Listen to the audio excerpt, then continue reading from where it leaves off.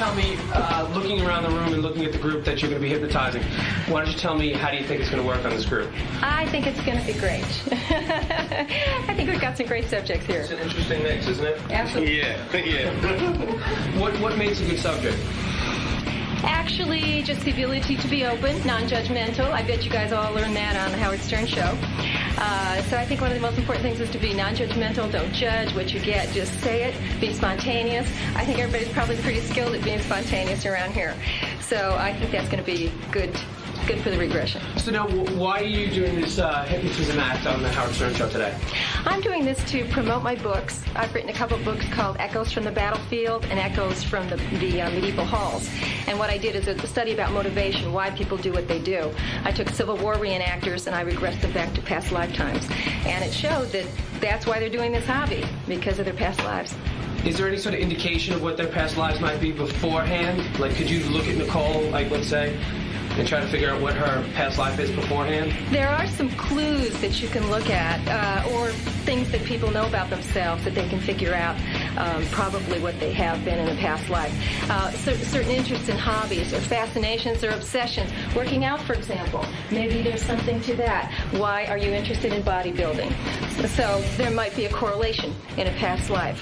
Why are certain people interested in certain things? Geography, why are certain people drawn to certain places? Certain music, why does Howard Stern have long hair? Why do we do these things?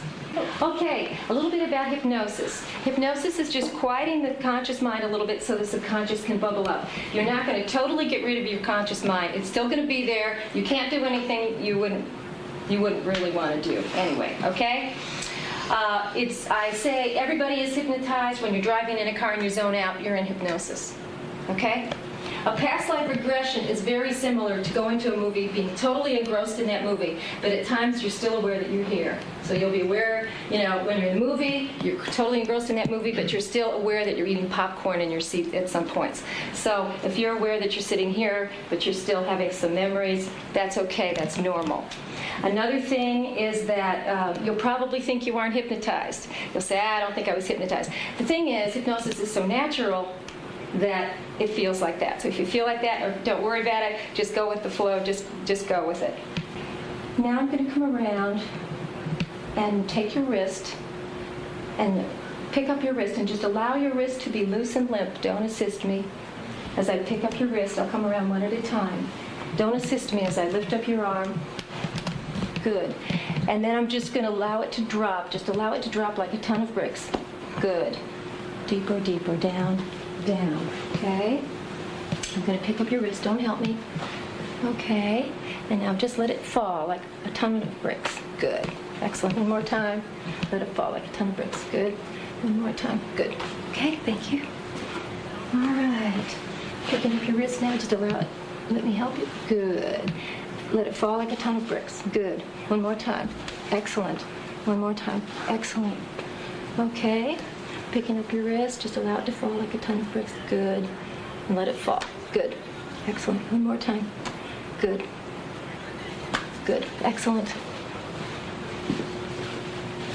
Picking up your wrist, just don't help me. Good. Allow it to fall like a ton of bricks. Excellent. One more time. Excellent. Good. Okay. Okay. I do want to get to our next guest because I hear this is fascinating. She's written a book. Her name is Barbara Lane. Why don't we bring in Barbara and all the guys? She's written a book on hypnosis? Barbara Lane's written 2 books, Echoes from the Battlefields and Echoes from the Medieval Halls. I see. Her expertise is hypnotizing people and finding out what they were in their past lives. I said, well, I've got some great subjects for you. I've got Elephant Boy. There he is, wearing his Howard Rule shirt. I've got Nicole Bass, the world's largest bodybuilder. There she is. There's Doug, who we know is very hypnotizable. He's our producer from the E! Show.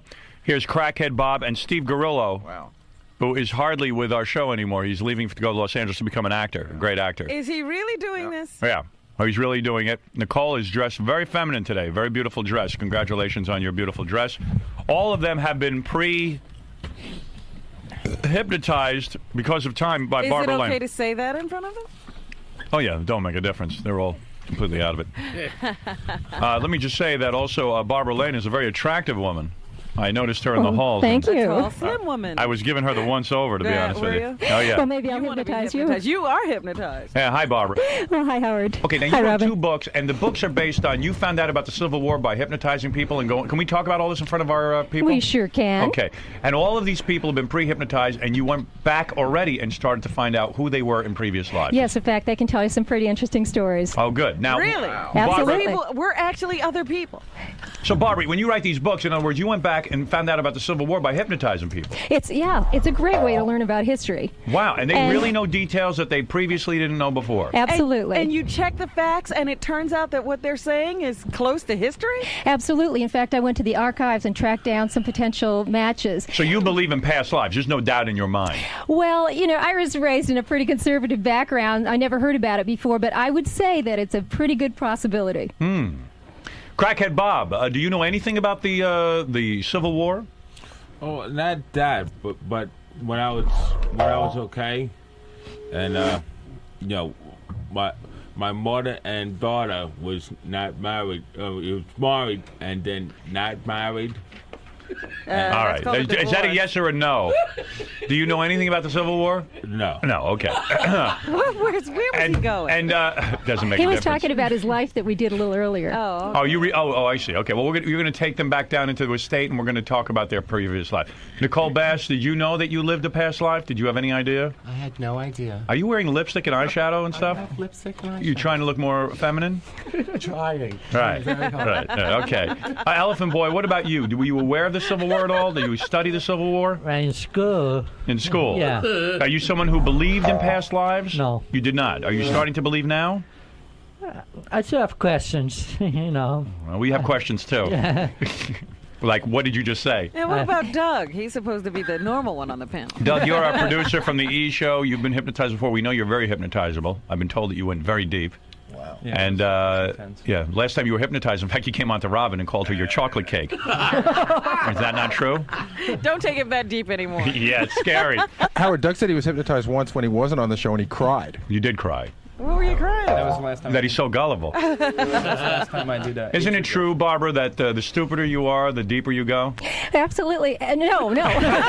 I meant to say that actually it's the intelligent people who can All be right. hypnotized. Because you Is have to that right? You do have to concentrate a little Well, bit. you got a smart group here. You sure do. Between them, I don't think we have a 90 IQ. And what about Steve Grillo? Do you have any expertise in the Civil War? Any expertise on anything? All I can think is like I got out of it somehow or another. I didn't go. You didn't go to the Civil War? Either somebody I knew or somebody that I didn't want to go. All right, I'm sick of you What is already. he carrying All right, on Barbara, can you put these? What do you do now? You put them all under right now? Right, and I didn't take them back to the Civil War like I Right. did in my book. I let them go back to wherever. wherever they wanted to, and they all had some pretty fascinating experiences. I don't know if you Ooh, want to hear I some of them can't now. Well, let's do it right now. Let's Okay. have some fun. Maybe we'll start from left to right. Maybe we'll go with Elephant Elephant Boy, Boy and then first? now, do the other people have to all be under at the same time? I can do either way. I can All right, put them let's all do it. under. Let's put them all under, and let's. and then we can ask them some questions. Okay, very good. Okay. Here we go. Okay, I'm going to count to 5, and I want you all to relax. Just take a couple deep breaths. 1, 2, close your eyes. 3, going deeper. 4, the count of 5, you'll be there, right back where you were before. And 5, I can put my hand on your shoulder now. Wow, this is great. Now, that'll be Steve, right? Mm-hmm. Put that microphone in front of Steve so we can talk to him. And what do I do, Barbara? Can I ask him questions?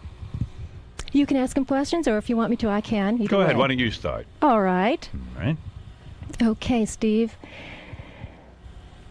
I want you to go back to that lifetime. At the count of 5, you'll be there, going back to a significant event in that lifetime. Vivid impressions coming in. 1, 2, 3, 4, and 5. Just allow those vivid impressions to bubble up. And tell me, what are you wearing? I got some like really nice, like wool dress pants on. Okay. What about your shirt? Are you wearing a shirt or? Yeah, I guess it's sort of like a jacket to match. What year is it? It's like sometime like in the 1800s. Okay. And what is your name? I think it's like Chris or something, Christopher. Christopher. And what is your job? That's kind of sketchy because I think I just got a new job. You got a new job? Not that I just was rewarded with another job. You? Yeah. Rewarded why? Because I work so much. Like this person went and said, okay, you can get. I was given a job. Like I was given some like new job that people are like kind of pissed that I got. He's as inarticulate in his previous life as he is in this one. Some things don't change. So you have a responsible job? You making a lot of money? Now I am. Yeah. But that's why people are kind of pissed off at me. They're jealous.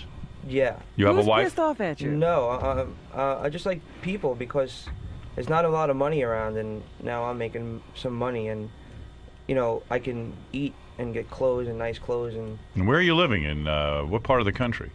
It's America. It's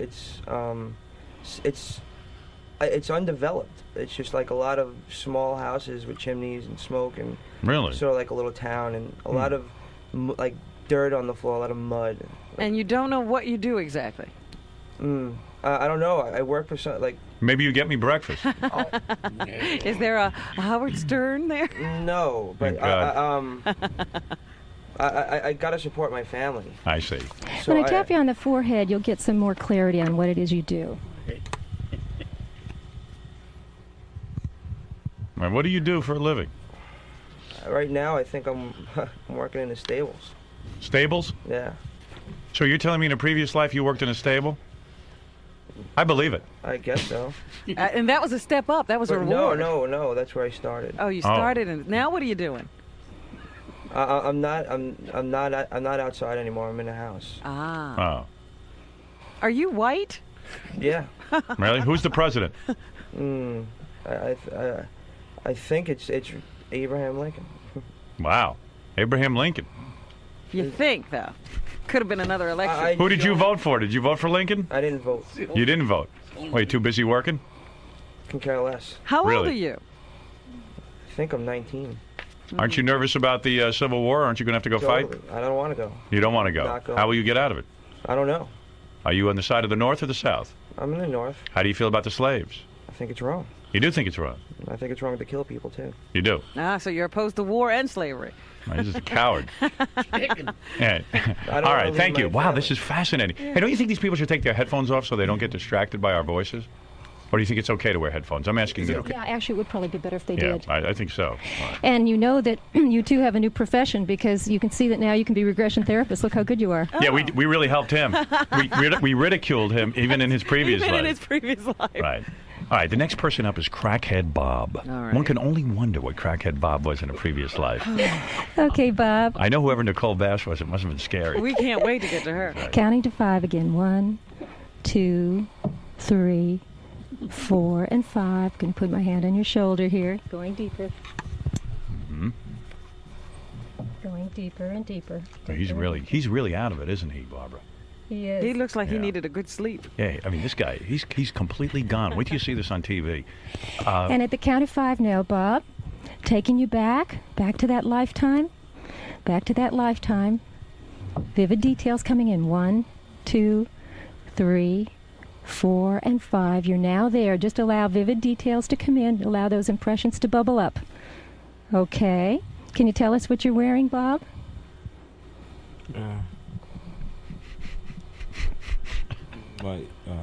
I was. Whatever he's wearing. My dad. I mean. On your legs. Is it long pants or pants? Okay. I think he's Frankenstein in a previous I life. think he's And- Steve Grillo. Yeah. What about your top? Top toe. Top toe? Yeah, toe. Yeah, toe. Yeah, he's out on the top.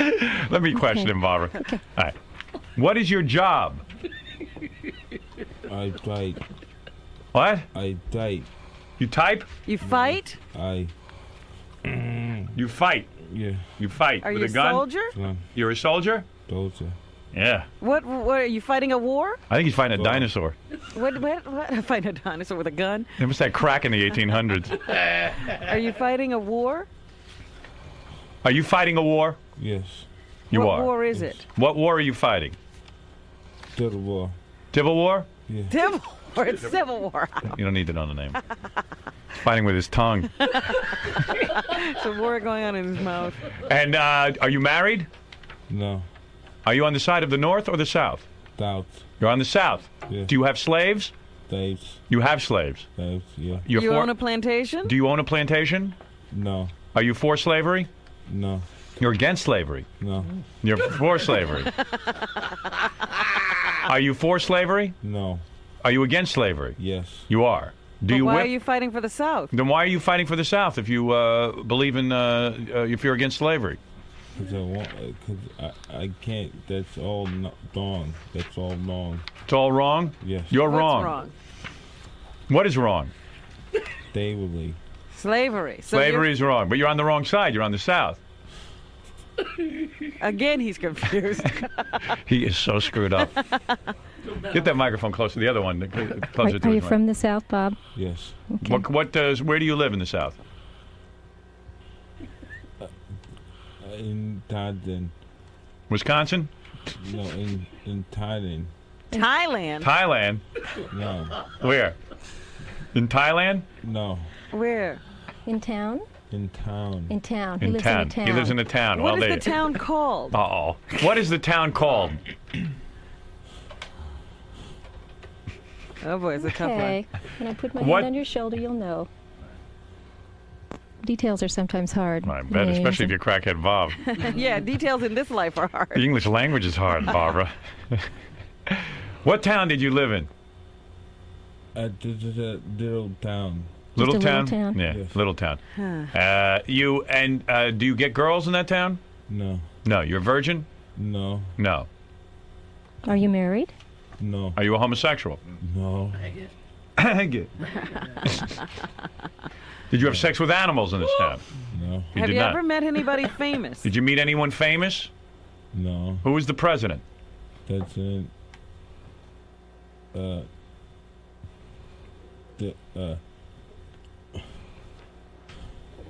Tinkin? Tinkin. All right. Let's go on to the next person because he's making me sick. Okay. There he is. Crackhead Bob in a former life was a soldier. Steve Gorillo was a manure A shoveler, stable boy. a stable boy. And that was a step up. You know, Howard, Yeah. I noticed that Crackhead Bob and Gorilla were on opposing sides. Yeah. I don't know what side Crackhead Bob interesting. was on. He seems so confused. Well, Gorilla was too much of a coward to fight. Crackhead, Bob, did you kill anyone in the war? Yes. How many men? All. All the men. men. Where Anyone. were you? At Gettysburg? Are you a great warrior? Yes. Are you a grunt soldier or are you a leader? Are you a grunt or you're a leader? What is your title in the army? We're gonna. What? All we're gonna fight all the time. Fight all the time. Were you a general? Or a lieutenant? Were you a general? General. General who? What was your name? General. Confusion. General. General what? Could he be Robert E. Lee? Are you General Lee? General. General Lee, are you insane? Or just some of the time? Are you General Lee? Yes. You are. Yes. I thought so. I recognized your manner of speech. And General Lee, didn't you ever have a brother named Robert Dope E? You don't know. All right, General Lee, thank you. Now, normally, Yes. for the Can most you believe part, Crackhead Bob was General Lee? well, for the most part, we're not famous people. Right. And, it's possible he fought under Robert E. Lee and he Right. heard the name. Uh-huh. So that's a distinct possibility. Yeah, I'll say. Boy, Barbara, this is amazing. It's pretty found Robert fascinating. E. Lee. It's a We're with Robert E. Lee. Who knew Crackhead Bob was Robert E. Lee? No wonder they lost. Wow. No wonder they lost. It's an interesting way to learn about history. At least we know it's not General Lee, congressional records. was it difficult for you to lose the war? General Lee, was it difficult for you to lose the war? Yes. Yes. What cost you the war? Where did you go wrong? Because I was saying, and all of a sudden, I was dead. You were dead. I was dead. Oh. How'd that happen? Was it hard for you to surrender? No. I died until I died. All He right. fought until he died. Right. Wow. Wow. Different Robert E. Lee. Yeah. Could have been All right. the same name. Let's go to General Doug Goodstein. Doug is the producer of our E! Show, and let's put him into the trance. Are we ready to go ahead, Barbara? We are ready. Go I'm ahead. going to count to 5. 1, getting relaxed. I can't believe 2, Crackhead Bob was General Lee. General Lee. That's fascinating. 3. At the count of 5, you'll be back there, and you can go back to that lifetime. I bet you Goodstein was a That other caveman. lifetime we talked I'd about. like to see 3, 4, and 5. I'm putting my hand on your shoulder now. Doug, are you remembering your past life? Getting relaxed. Relax. Do you remember who you were? Mm-hmm. Who were you? My name is Nathan. Nathan? Mm-hmm. And what do you, you're a blacksmith? In Poland. In Poland? What year is it? 1939. 1939. Do you speak Polish? You do not. But you had a tough time. No wonder they didn't like you over there. Did you have a wife? No. You do not. And you are a blacksmith in Poland. Do you know the year? 1939. 1939. September. I'm Late wondering, September. Yeah. is Nathan Jewish, and what happened with him and Hitler? Nathan, are you Jewish? Mm-hmm. You are. And what happened with Hitler? Well, it's right around the time when the German forces are taking over Poland. Yes. And they actually throw me out of my, they get all the Polish people together. And All the Jews? Yeah. Yes. And they take over the land of Poland, and they take over the country. Do you know your last name, Nathan? Stalensky. Stalensky. Nathan Stalensky. And what happened? They took you to a concentration camp? No, I didn't make it to the concentration camps. I actually was taken into the street with a whole bunch of other people, and I fought back, I talked back, and next thing I know, I was unconscious because I got smacked over the head with a gun, and I was pretty much left to die. And did you live past that, or you died? They left me there for dead, I guess, but I wasn't dead. All right. And did you like bowling? Oh, stop it. No. You did I not. got to find out. You weren't dead. How many Polacks you know don't like bowling? Did you like kielbasa? Did you enjoy that? No, you did not. But now you're left for dead, but you survived? You left for dead, and you survived. How did you survive? They left me for dead, and I guess they thought I was dead, and I woke up, and Where were you? streets were in the streets of Poland in Right. Warsaw. In Warsaw. And did you get out, or what happened yeah, how to did you? So what happened to you after that? I woke. I don't know how much longer after I was knocked out, and the streets were empty, and I guess the troops and the Polish people were moved on, and I just was right by my apartment. And they never bothered you again? No. Wow. You went back to work? Isn't that amazing? Did the Germans tell a lot of Polak jokes? I don't remember. No, you don't remember. Did you live in fear all that time? Were you fearful of the Yeah. Germans? You were. Well, I never really recovered from my didn't. my injury. Oh, so you were like... You probably sounded a lot like Crackhead Bob when you got hit. Did they you kill? were incapacitated. Did they kill your family? I was living with my sister in the apartment that I was in, and when I returned, she was gone. I never Saw her again. Wow, fascinating story. And it was very interesting because he was telling me earlier that when he went back to this one of the scenes where he was hit over the head with a rifle, he said that he was spinning so much that he had to hang on to the chair. He said if he would have been standing, he would have had to fall down. He felt the spinning sensation. I wonder why Doug's always Jewish in previous lives. I don't know. Howard, I just have to ask Doug a quick question. Do you remember your sister's name? Jenny. Jenny? Jenny, what was the last name again? Walensky? Jenny Walensky? Walensky? Did you have sex with your sister? No, that I didn't do. Are you willing to take a lie detector test? Did your sister look like Nicole Bass? All right. Thank you. Thank you, Nathan. All right, let us move on to Nicole Bass, the world's largest female bodybuilder. Okay, Nicole. Here we go. She was a great subject, by the way, counting to 5. Nicole is quite a mystery to me. This is going to be pretty interesting. You want to know something? I'm not even interested in Nicole's previous life. I'm interested in this one. Well, you'll be interested in the one she went to because it's very unusual. All right, let's find out. Okay, Yeah. going back. 1, 2, relaxing deeply. 3, at the count of 5, you'll be there. 4 and 5. So I put my hand on your shoulder now. Nicole? Yeah. Were you a woman in a previous life? Yes. Are you a woman now? Yes. You are. May I see your vagina? All right. You had your opportunity. Who were you in this previous life? I'm a woman. I see a lot of rolling hills. Yes. And trees, and I'm up early in the morning. Is your name Godzilla? And you say you're a woman? Yes. How do your Now, testicles where are feel? these rolling hills? Come on, where are the rolling hills? Where are the rolling hills? England. England. Oh, you're an English woman.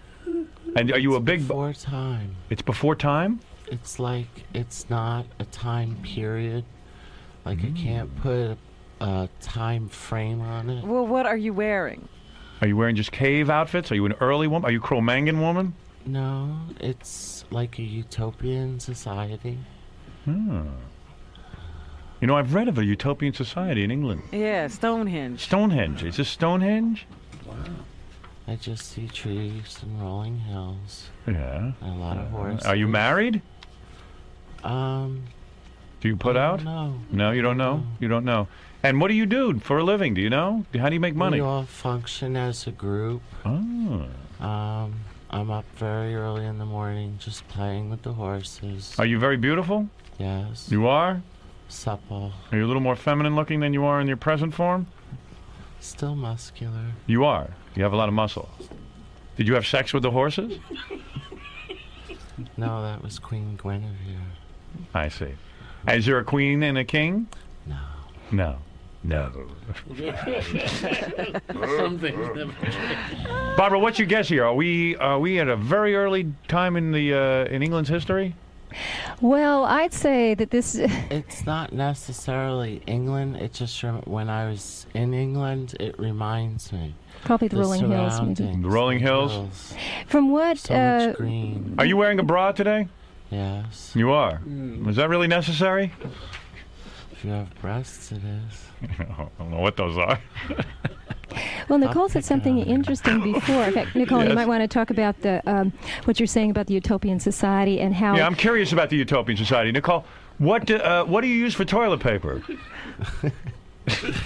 Like, how do you wipe back then? I don't know. I didn't think about it. Nathan, what about you in Poland? What did you use?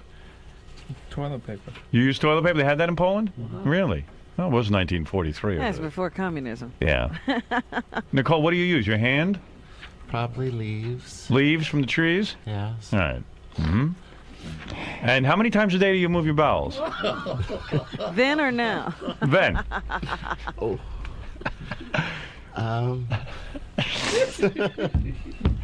What's your favorite food back then?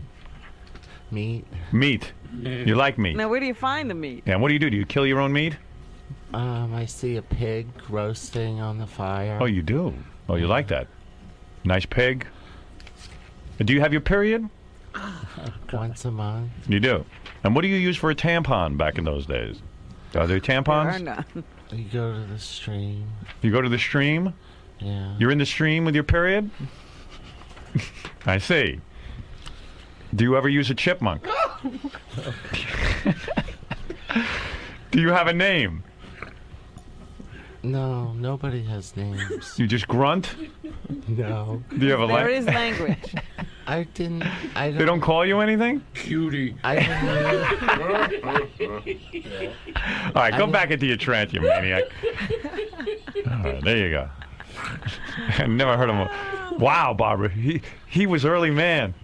Very early. The missing link, that's what we said. We found the missing link. And General Lee. General Lee, Phil the Magnon. missing link. What a history lesson.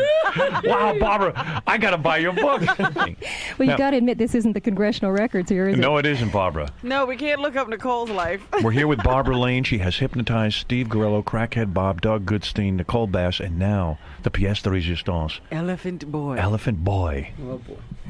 Some call him Elephant Boy. But what was he called in a past life, I wonder? Okay, here If we he was go. Jesus, I'm jumping out the window. Okay, counting to 5. 1, 2, going deeper. 3, at the count of 5, you'll be there. 4, I'm digging Barbara big and time. 5. I'd like to do you, Barbara. Well, I know in a past life I must have had sex with you. You're feeling it. Elephant Boy, you there? Yes. What year is it? The turn of the century. Mm-hmm. And where are you?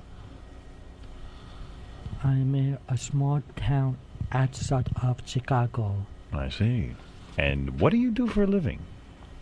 I'm on a general merchandise store.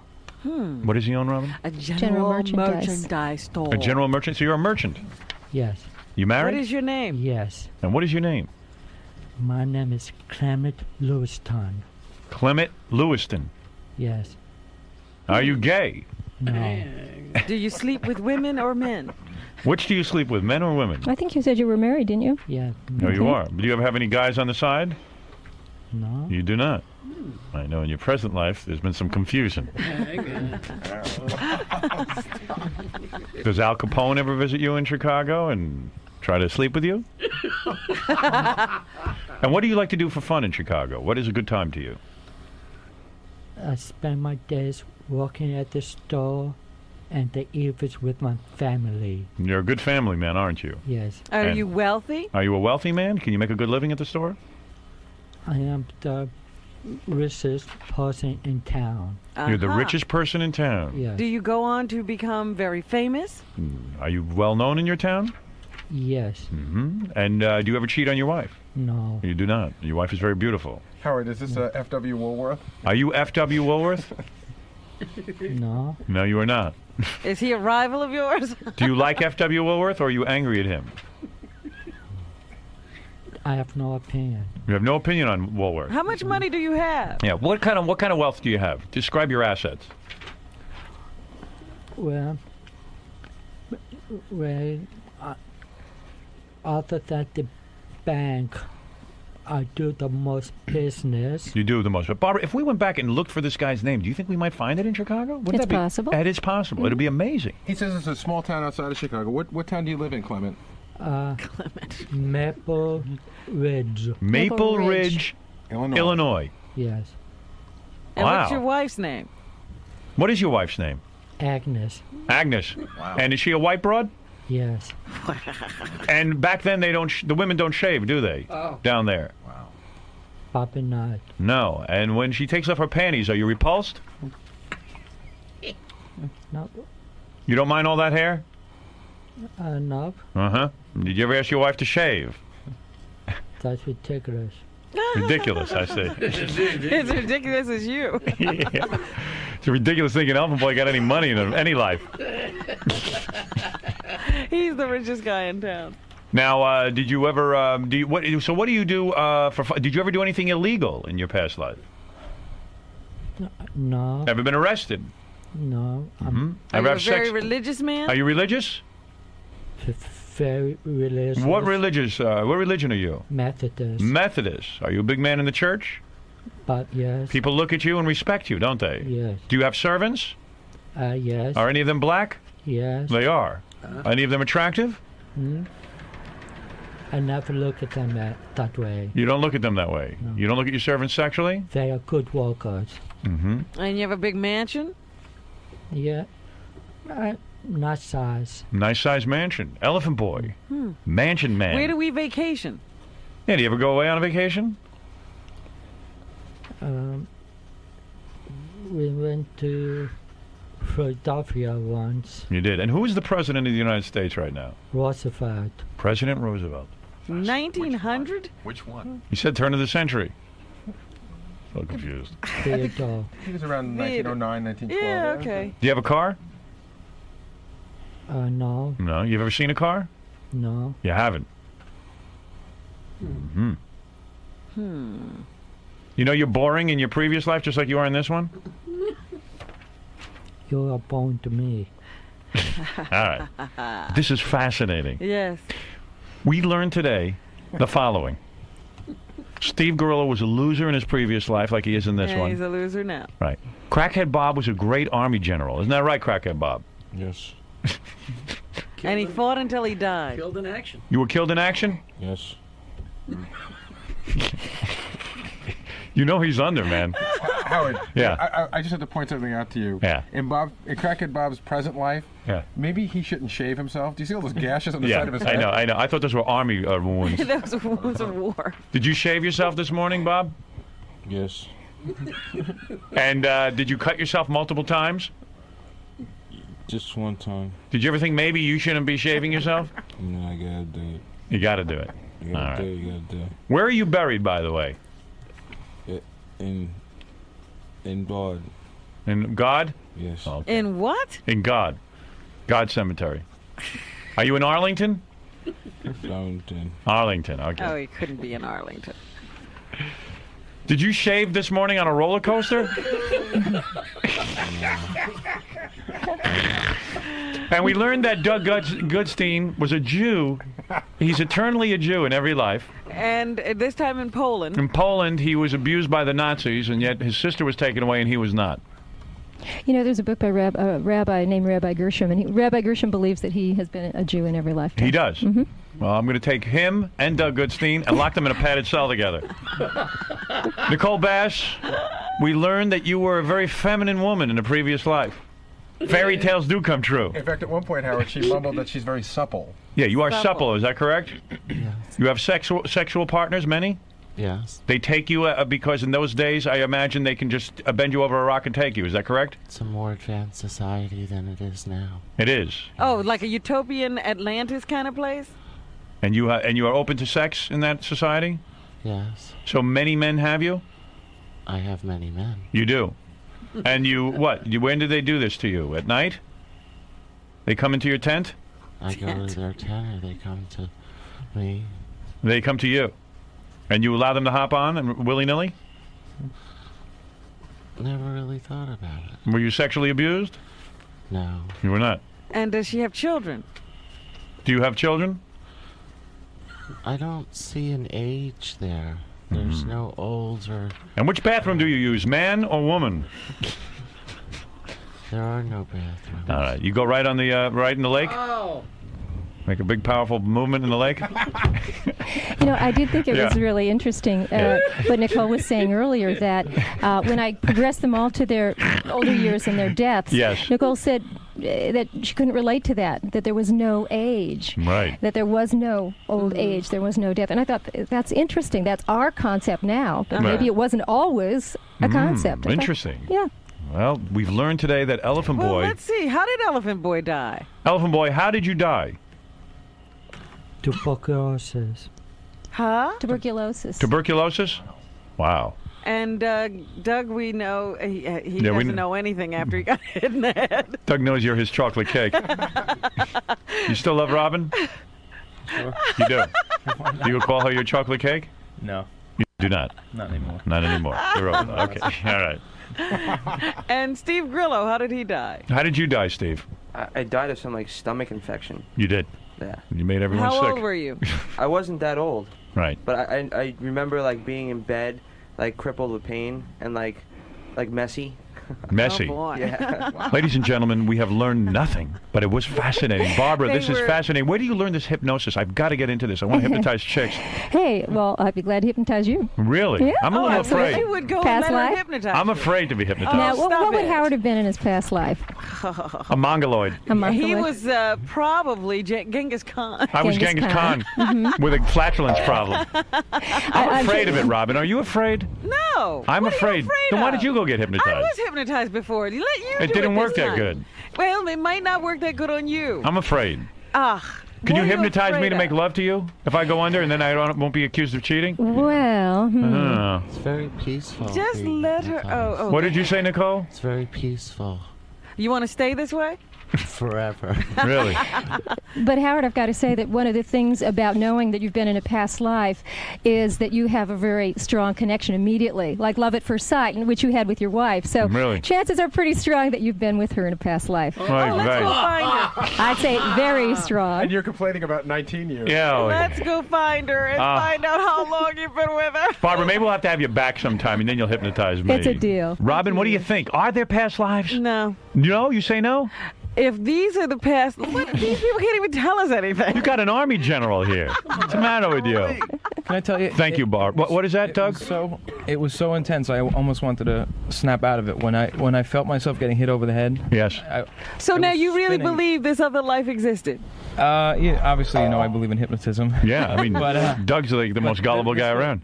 So really, this is fascinating. It was the most intense thing. I almost, if there wasn't an arm on the chair, I would have been on the floor. Wow. I was sweating. And we found out, we hypnotized our general manager, Tom. We found out he was a fence post in a previous life. Anyway, thank you, Barbara, for coming in. And thanks to all our guests today. Elephant Boy, Nicole Bass, world's largest bodybuilder, Doug, Crackhead Bob, and Steve Grillo. What's up? Doug, how far in were you? What do you mean, how far in was I? How far deep into hypnosis were you? Well, I was very deep, otherwise I wouldn't have been in there, don't you think? So, I mean, the story that you came out with, that, you know, you were this guy from Poland, I mean, do you think that's true now that you... I don't know. The name, I didn't even think of the name. It's so weird. I'm going to go back and, like, I don't know if there's research or... There's got to be a way to find a name. So I'm going to go back and see if that was a real being in that time frame. And I don't know. It's fascinating. It's hard to explain because it's my experience now, but when she said to me, you know, go back to the event that changes your life, and it was me getting hit over the head. I mean, if you had a camera in there, and if I was on a chair without arms, I would have been on the floor. It was insane. Well, if it was free to me, I can picture everything in my mind. So I don't know whether I have an active imagination or it direct to me. I have no idea, but it was very interesting. So why do you think that you weren't like a world leader or anything like that? Why do you think you were just emerging? Who knows? Only a couple of people can become world leaders, famous, and most of the population have normal lives. All right.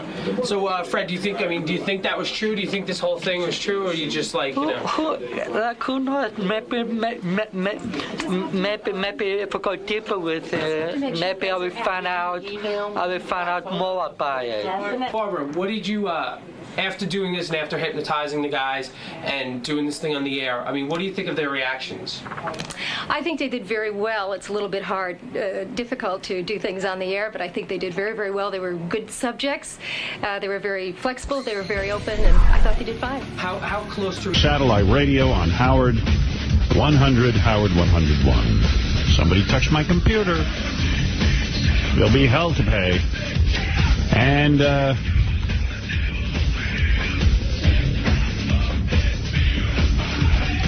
it's Monday Morning Post Film Festival 2 days. Haven't really gotten to talk to anybody about the film festival.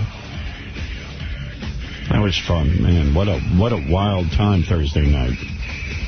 Had a good time. Great time. I was watching Howard TV, looking at the winner of that film festival again. Boy, that guy was good. Unbelievable. Most amazing thing about it is the guy spent about $250 making that film. That's it, $250. Those kids didn't eat. Yeah, no craft services on that set. What did he pay for? Just the film? Yeah, he shot it on, what is high def? You got me, man. I don't know. I just know the name of it. I just switched it out officially on my cable, and I don't know what the fuck I'm getting. That's like the hip thing that you ask for now. Yeah, but he shot it on, he said something like high def or high something. Maybe it was high. Video of some sort. Yeah. You know what was great about that movie was it's obvious that, like, you, Robin, and Fred are special to that kid, and it was done with a lot of passion. A lot of love, yeah. Yeah, it was really sweet, and I mean, I was blown away by that. And it was really creative because that's not how we met, and yet he created a new universe. He wrote a whole scenario, yeah. Yeah, it was pretty cool. I mean, they were all good, but that was really on another level. Yeah.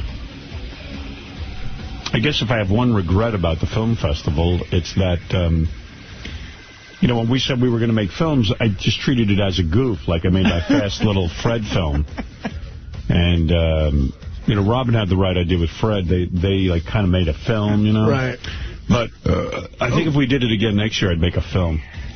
Well, it was called a film festival. Yeah, but I mean, I did make a film. It's just maybe I'd make like a whole story and everything. I think it's good that all of ours suck compared to the real guys. Yeah, we really suck. I mean, because it shows that the real filmmakers, maybe, like future filmmakers in our audience. No, my thing is that, after I saw our films, but even still, just going by the film festival itself, it would have been good just to have the 9 films and then say goodnight. Right. It's just too much with our films, so it's like we got to figure that whole thing out. Well, you know what? I didn't think our films were so bad. It was that big compilation in the middle of all the other Went on a long time. That went a real long time. Yeah. A lot of that was funny, though. Yeah, it was really funny. How long do you think that ran? I don't know. I think it was under 4.5 minutes. You're kidding. Yeah, I remember seeing it longer. I remember seeing it on the schedule. It wasn't very long. Maybe it was 6 minutes tops. No. It was a great film festival. Howard TV did a great job. They really did. That's yeah, that turned out really nice. And the judges took it very seriously, which was good. And the contestants were amazing. Really. Yeah, Richard Roper was a really good judge. He's really funny. Yeah, he did a good job. Yeah, thank God for him. He was great. You know, like every time you ask him about a film, he turned into Simon Cowell. He kind of had a pithy comment, you know. He kind of really got into it. Yeah. Well, it was interesting. He started right off in the first film. He said, I love it. I think it's great. I would have taken a minute out of the middle. Yeah. Yeah, it was good. Anyway, so we had a lot of fun. Hey, by the way, you know what was really funny? I love Sal so much, and I love how it's all about him. The whole night, his whole thing was, just want to let you know I helped pre-screen these movies. 3 of the 8 finalists were me. What? He picked 3 of the 8 finalists. He screened those. Oh, so it's almost like he made them, right? Okay. Yeah, where was his credit? He could actually tell a good film? Where was his credit on the film? I like that he's got the numbers down. Let's go to Eric in Hazleton, Pennsylvania. Hi, Eric. Hey, what's going on, Howard? Hey, now. Hey, now. I'll tell you what, that show Thursday morning was just off the chart. Off the chart. With Bubba? Oh, spectacular. It was great. Yeah, that was a lot of fun, too. Oh, that's the Shock and the Push show. Shock the Puss, Shock the Bulls. I forgot. By the way, that Asian chick who got her push shocked, I ended up at Scores with her and a bunch of other people. Who was it who said, I'm trying not to wind up at Scores? It was me. I wound up there, though. I'll tell you what. What happened to you after the film festival, Artie? Like, you were nowhere to be found. I went to the after party. I went by the wrap-up show for a little while, and I walked around the after party. It was so crowded. I heard that you went across the street to get a drink. Well, I couldn't get in at first. They wouldn't let me into the after party because they said it was a fire hazard. They said, come back in about 10 minutes, and we'll see if it's all right to let you in. Oh, my goodness. You're kidding me. I swear to God. Yeah. I swear to God that happened. So I went across to Virgil's Barbecue, which is a fantastic place, and I had a couple of drinks, and I went back and I got in. I heard a lot of the Wack Pack was hanging out at Virgil's. Right. Yeah. Yeah, there was a couple of bars across the street. But, yeah, at first I couldn't even get into the fucking thing. Well, yeah, Pharrell apparently wound up at some after party after the party where fans had gathered, and he supposedly was the only one of, the Howard 100 crew that showed up at a fan party. Yeah, who even knows if he knew where he was? Yeah, that's the question. Did he know he was attending? Well, after the film festival, there was a bunch of press I had to do. So I sat down in this dressing room they put together for me, and I met with Don Kaplan of the New York Post, who I read regularly, and met with him. He's got a big article on me in the film festival today in the Post, good article. And then I met with a guy from AP who had a little tiny video camera that he was videotaping me because he was going to put on the website, the AP website, I guess. Which was fine. But I was kind of sitting there going, gee, I'd like to go to the after party and hang out with everyone.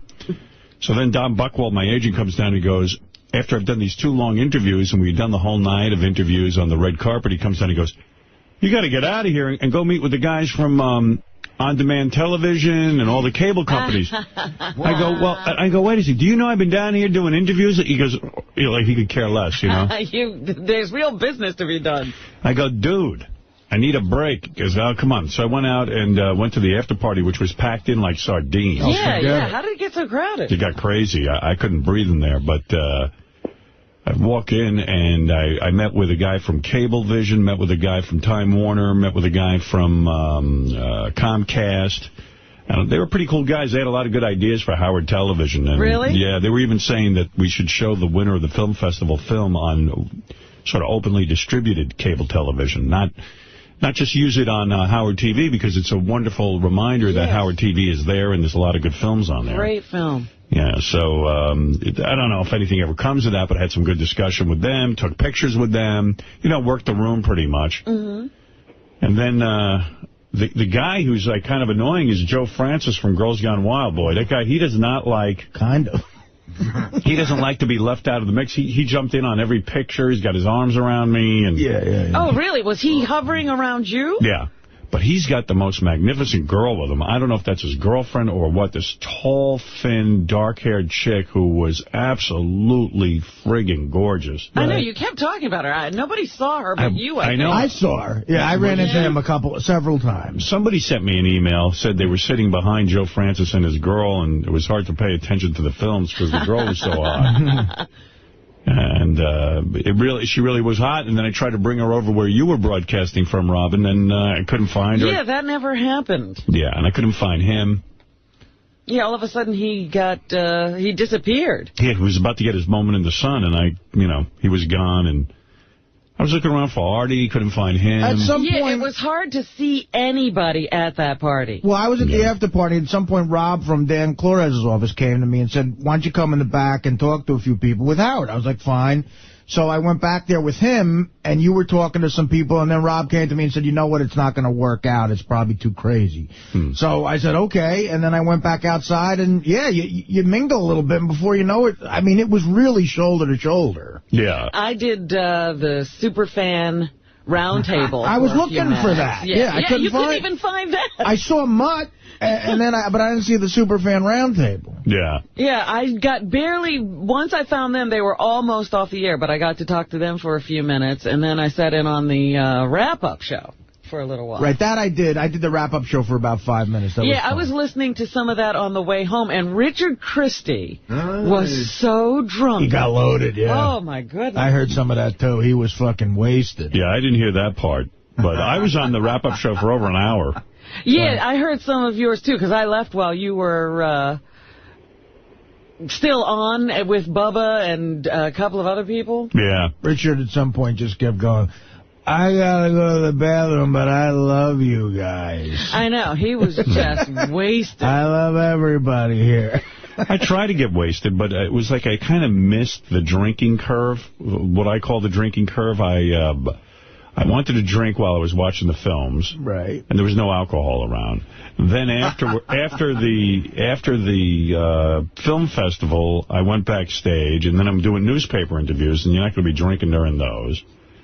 And finally, when I got to the after party, I asked the bartender for a vodka with a little grapefruit juice in it, and he was looking at me like I was nuts, like I shouldn't be asking for a drink. I don't know. And then, did you ever get it? I did get it, and then I thought the glass smelled funny, so I got all bummed out, and I wouldn't drink it. Richard was saying they got vodka here that tastes like, what did he call it? He said it tastes like, he said something was wrong with it. I don't know. I wasn't right by me either. Tastes like ball sweat. What did you say it tasted like? I had a weird experience, too. I just thought it was me. It tastes like dog poop is what That's what I thought you said. Yeah, but it was Grey Goose vodka, which is really expensive, good vodka. No, this was different. This was 𝗬𝗵𝗲. Oh, is that what it was? Yeah. But I did see the 𝗬𝗵𝗲 bottle. I've had 𝗬𝗵𝗲 many times. It's Unless good. they put something else in the bottle, but it was weird tasting. Maybe it was a flavored vodka or something, because it didn't taste right to me, but I thought it was the glass that smelled, so I put it down, and I didn't want to drink it. It was dog poop flavor? In France, they do call that the dog shit of vodkas. I don't know, man. I was kind of like, I don't know. So I just couldn't, then I missed it. Then I went over to I don't know. And then when I went to Scores, I ordered a drink. Because I said to Bubba, it was probably 11:30. You went with Bubba? Yeah, I went with Bubba and 25 Cent and who else was there? Brent. Bubba's girl, whose tits I got to see. Nice tits, right? Yeah, well, we were sitting back there, and Bubba goes, you want to see my girl's tits? And then he pulled her shirt off. And he pulled her shirt off? Whoa. Yeah, but she was into it. Yeah, I've seen that move before. And, boy, those are perfect tits. Yeah, they are nice tits. She's got some body, I think I've seen her tits. Last trip, I think I saw them.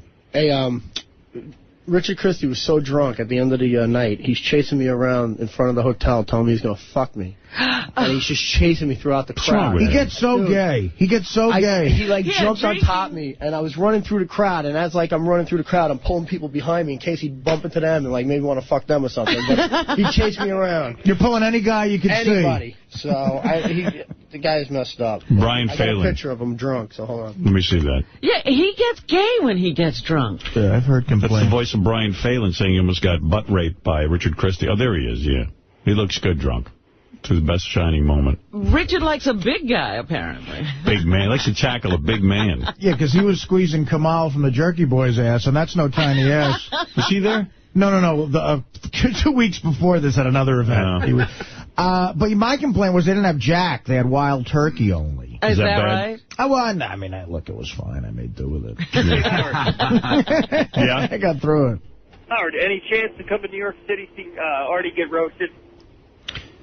I hear that's coming up. Yeah, that is supposedly coming up. When are we doing that? Anybody know? I briefly talked to Bob Levy, the producer of the roast, at the film festival, and I said, am I definitely the next guy? He goes, yeah, as far as I know.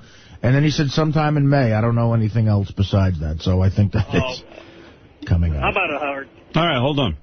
I appreciate it. Thank you. We're starting way too early for that, but hold on. I'll do it for you. That's why he's calling to get in early. Yeah, put that guy on hold if you can grab him. I smell a lot of fat jokes. So we went over to Scores, and that was fun. And who else was with us? There was a bunch of people. Did you go to West Side or East Side? I went to West Side, and I at about 1:30 in the morning, I saw Kenneth Keith Kallenbach. That's cool. Who was high-fiving me, and he was getting lap dances. And there was a whole scene going on there. There was a whole bunch of people. And I was like, it was 11:30, and I said to Bubba, what are we doing? And he goes, come on, you want to go out? I go, I don't know. I said, I really don't. I'm tired. But I was kind of like into the night and the festivities and the partying. And so I went over to Scores. It was fun, though. Boy, he's got a lot of hot chicks over there. And then Bubba came over with that Asian chick who got the push shocked, who's so attractive. Her tits are nice, that Asian chick. I got her to give me a lap dance. Is she really? Yeah. I had her down to her thong, and she was giving me a lap dance and the whole deal. I would assume she's good. Yeah, and she was doing it, she doesn't even work there, so she was doing it gratis, which was always exciting when you don't have to pay somebody It means a lot more, huh? It does mean a little more. If you gave her a 20, she's technically a whore. Right. A lot of reports from the film festival, from the news, if you want to hear a smattering of those. Yeah, I was going to say, was the film festival taken seriously? Yeah, well, one of the things I noticed is that people in the press like me better at a film festival. Is that right? Yeah, they seem to like me, they're happy to see me. They mostly don't ask about the film festival. They mostly ask about, current events and things like that, so you really never talk about the films that much. But it was fun. Let's see. This is Fox News with, what's that guy's name? Bill McCuddy? That sounds good. You know what I mean? The entertainment reporter guy? I think this is him. Let me see. Give me a second. I'll get this queued up.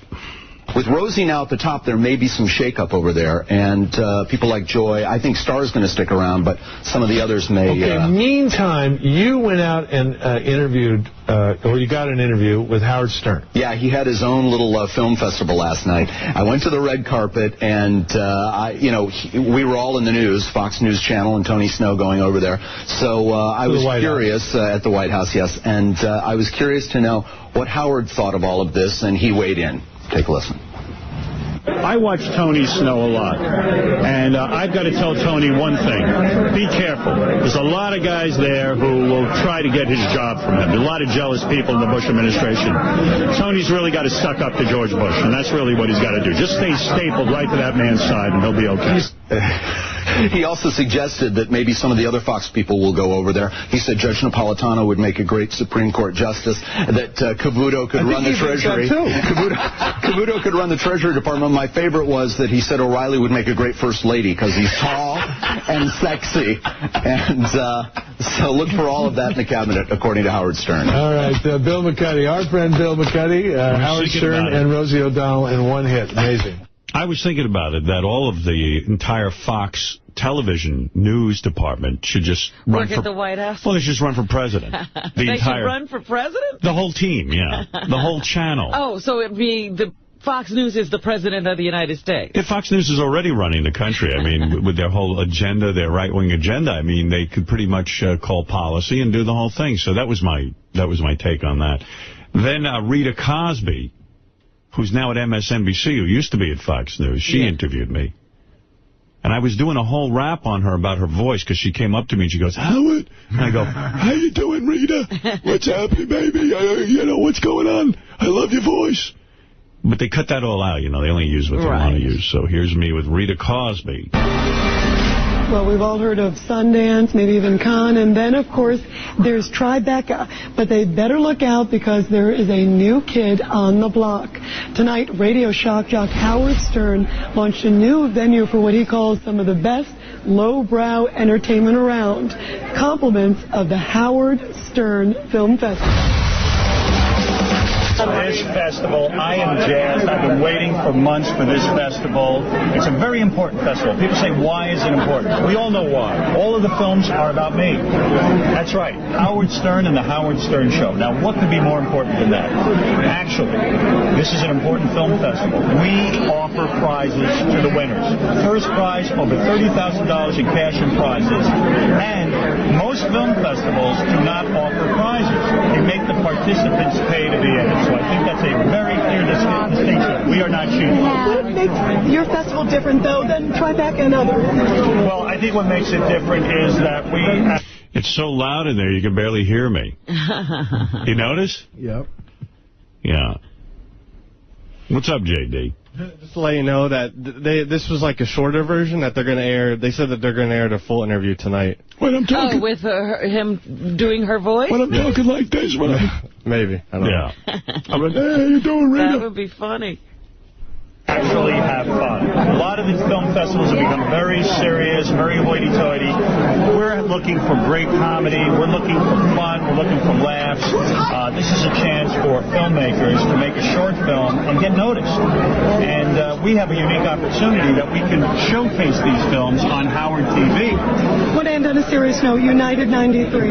How do you feel as a New Yorker about the film and it coming out? I'm one of those Americans that cannot see United 93. I cannot handle it. It is too much of a tragedy. I know those people on the plane were heroes, but to see a film like this, when we haven't caught 𝗬𝗵𝗲 𝗛𝗏 yet, I think that I'm so outraged that the guy responsible for the whole 9/11 disaster is still hiding out in the cave with his dialysis machine. I think he should be captured. I'm not ready to watch anything about Flight 93.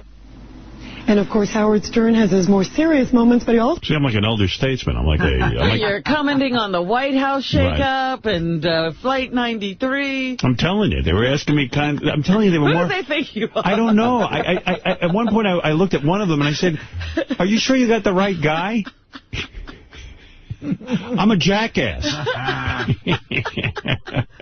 So it took some time out to talk about celebrities. Have a little fun with me on the red carpet. In Africa right now, Angelina Jolie, Brad Pitt, they're about to have a baby. What should they call it? Well, I was thinking about Moldred.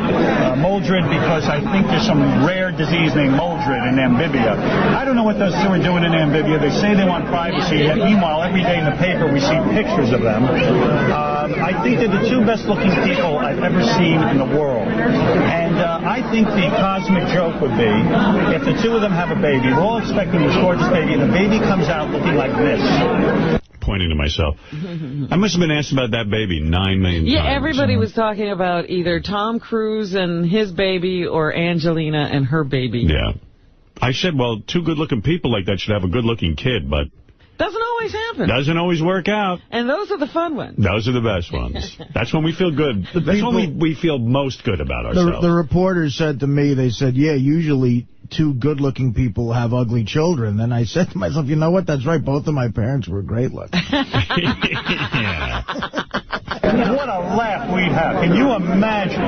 Who do you think is going to have a better baby, Angelina or Katie Holmes' baby, Suri? Well, I think that's a tough one. You know, Tom Cruise confuses me. Here's a guy, he's buying x-ray machines so he can x-ray the baby every day. As soon as the baby's born and he can see it, he ran off to promote his movie Mission Impossible. He's quite a character. Yeah, why did he run off? Well, wouldn't you? If you had the chance. See ya, honey, gotta go. I gotta go, man. It was more fun looking at pictures. Viacom was nice to him and pulled that offensive South Park episode. He has to promote the movie now. Right. He sold his soul to the devil. And I enjoyed Howard a lot. I'm going to talk about him also on my blog. And everybody, you can see the finalist of Howard Stern's Movie Festival tomorrow night on Howard Stern On Demand. Again, on Howard Stern On Demand. It should be great. Be sure to see who wins Howard's top honors in his film festival. It should be great. I'm sure anybody watching that report, and she says you can watch them on Howard Stern On Demand, they don't know where that is. It's like everyone's like my parents. It's like, what did they just say? What is Howard Stern On Demand? You got to explain it to people, you know. It's got to be like, no. It's a Howard television channel. It's on demand. A guy told me he's still watching us on E the other day, so I know people don't know what's going on. Something must be kicking in, because a guy actually walked up to me and goes, I don't think you're on E anymore. Someone knows. You know what? It is so funny.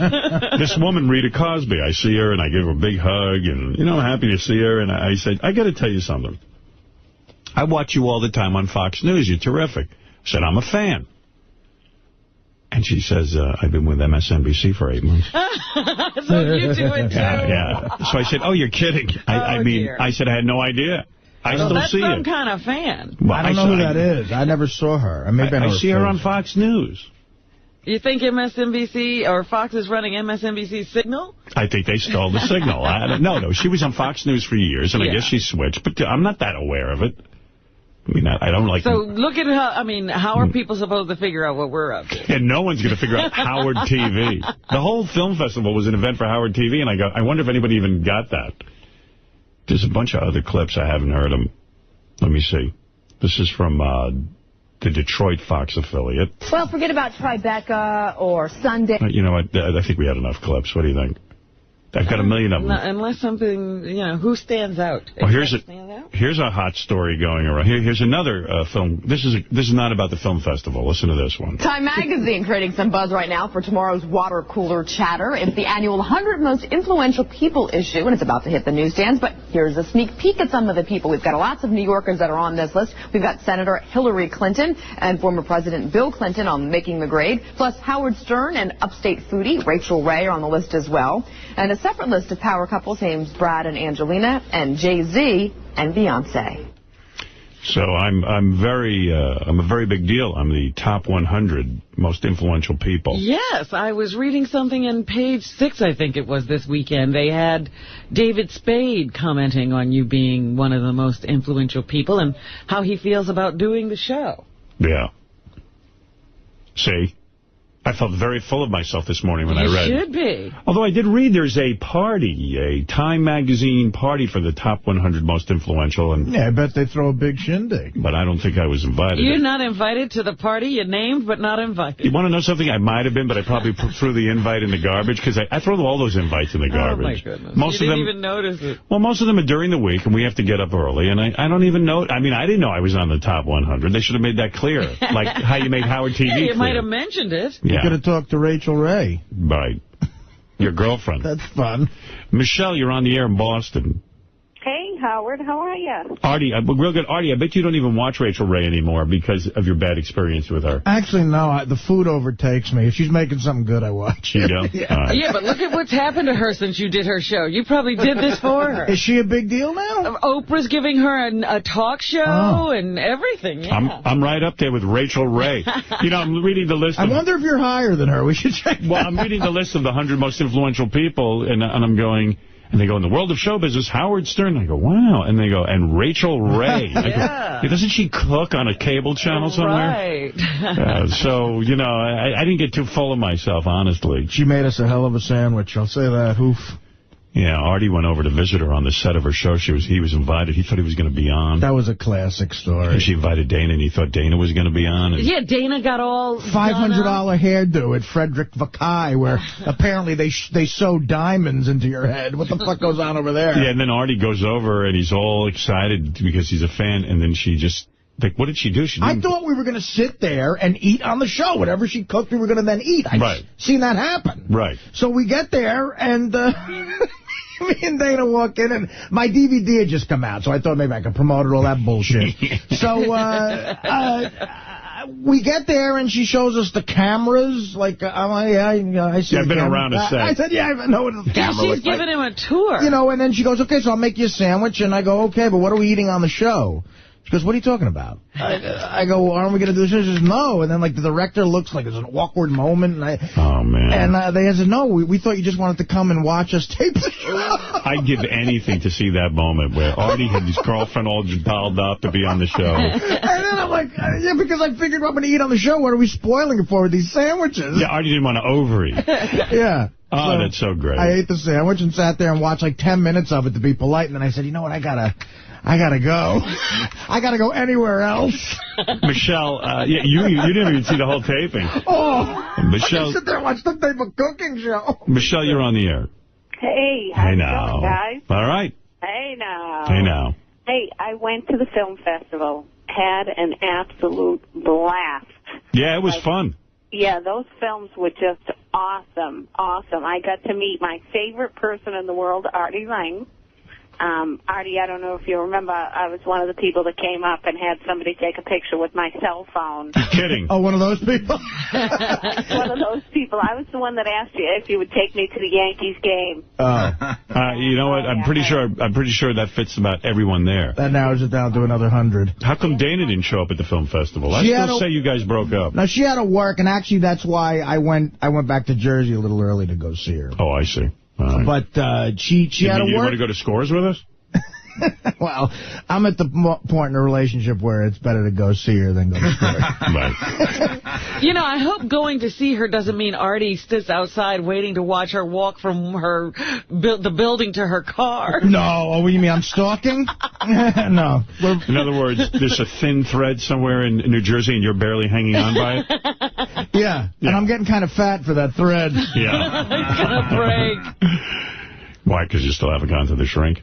I haven't gone to the shrink. What is up with you? You said you were going to the shrink. Why have you not gone? I don't know. Because I'm a bullshitter. Is she still, like, insisting that you go to the shrink? She wants me to go. Yeah. She wants me to go. So. Is it the question of, Artie, have you called today? Yes, there's some of that going on. Sure. Yeah. No kidding. Like, every time you see I got the guy. I know the guy I'm going to call. It's the guy whose name you gave me. It's a perfect guy to call, and I just don't do it. I just sit there and go, what the fuck do I want to do this for? The pizzeria number is way easier to dial. Yeah. Is she dating yet? She's dating a guy who's in therapy 5 days a week. Yeah, my new boyfriend's in therapy. Yeah, he understands me. My new boyfriend likes to hike. Yeah. To therapy. Now we're doing great. Oh. Sounds it. So she's seeing you, but under protest. Yeah, I don't know. It's like I'm at the point where I'm daring her to leave. Look, I dare you. I'm putting on 40 pounds. I'm not going to therapy. What the fuck are you going to do? It's your move. Your move, honey. Yeah, you're gonna get that call one day, and it's gonna be, hello, Artie. My new boyfriend can see his feet. My new boyfriend was only arrested once in his life. My new boyfriend's barely done coke. Yeah. Well, look, there's a lot of guys who would probably have a lot more on the plus side than me. I get it.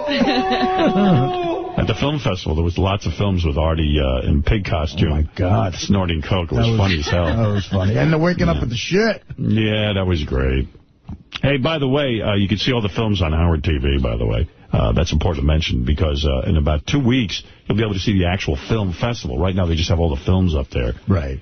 And I was watching The Winner again, and the kids who play me, Fred, and Robin, I mean, the Fred kid's so precious, isn't he? He was adorable. Really great. When he makes that fart sound, oh, God. It was great. Did you love that, Fred? I had to go, as soon as it came on Howard TV, I had to watch. That's the only film I watched, and I think I watched it like 2 or 3 times. It was just so good. Really good. You know what film I like? The one where this guy scammed J.D. I was going to say, that's the other one that people are talking about the most. And he said he's not a filmmaker. He's not. I talked to the guy There were like afterward. 2 people that made, I thought, were exceptional films. He was one of them, and they there weren't was a barber filmmakers. who was in it who made a good film. Right. There was a film there that I thought was also good. I gave it really, really high points. This film that had me skull-fucking man-cow's father. Yeah, that was good and eerie. It had atmosphere and everything. That was really good. Although the film that really surprised me that didn't, place farting. was I thought that was done. I mean, and it didn't long or place not, by a long it shot. was great. It was the last one, wasn't it? Yeah, it was next to last. It was last.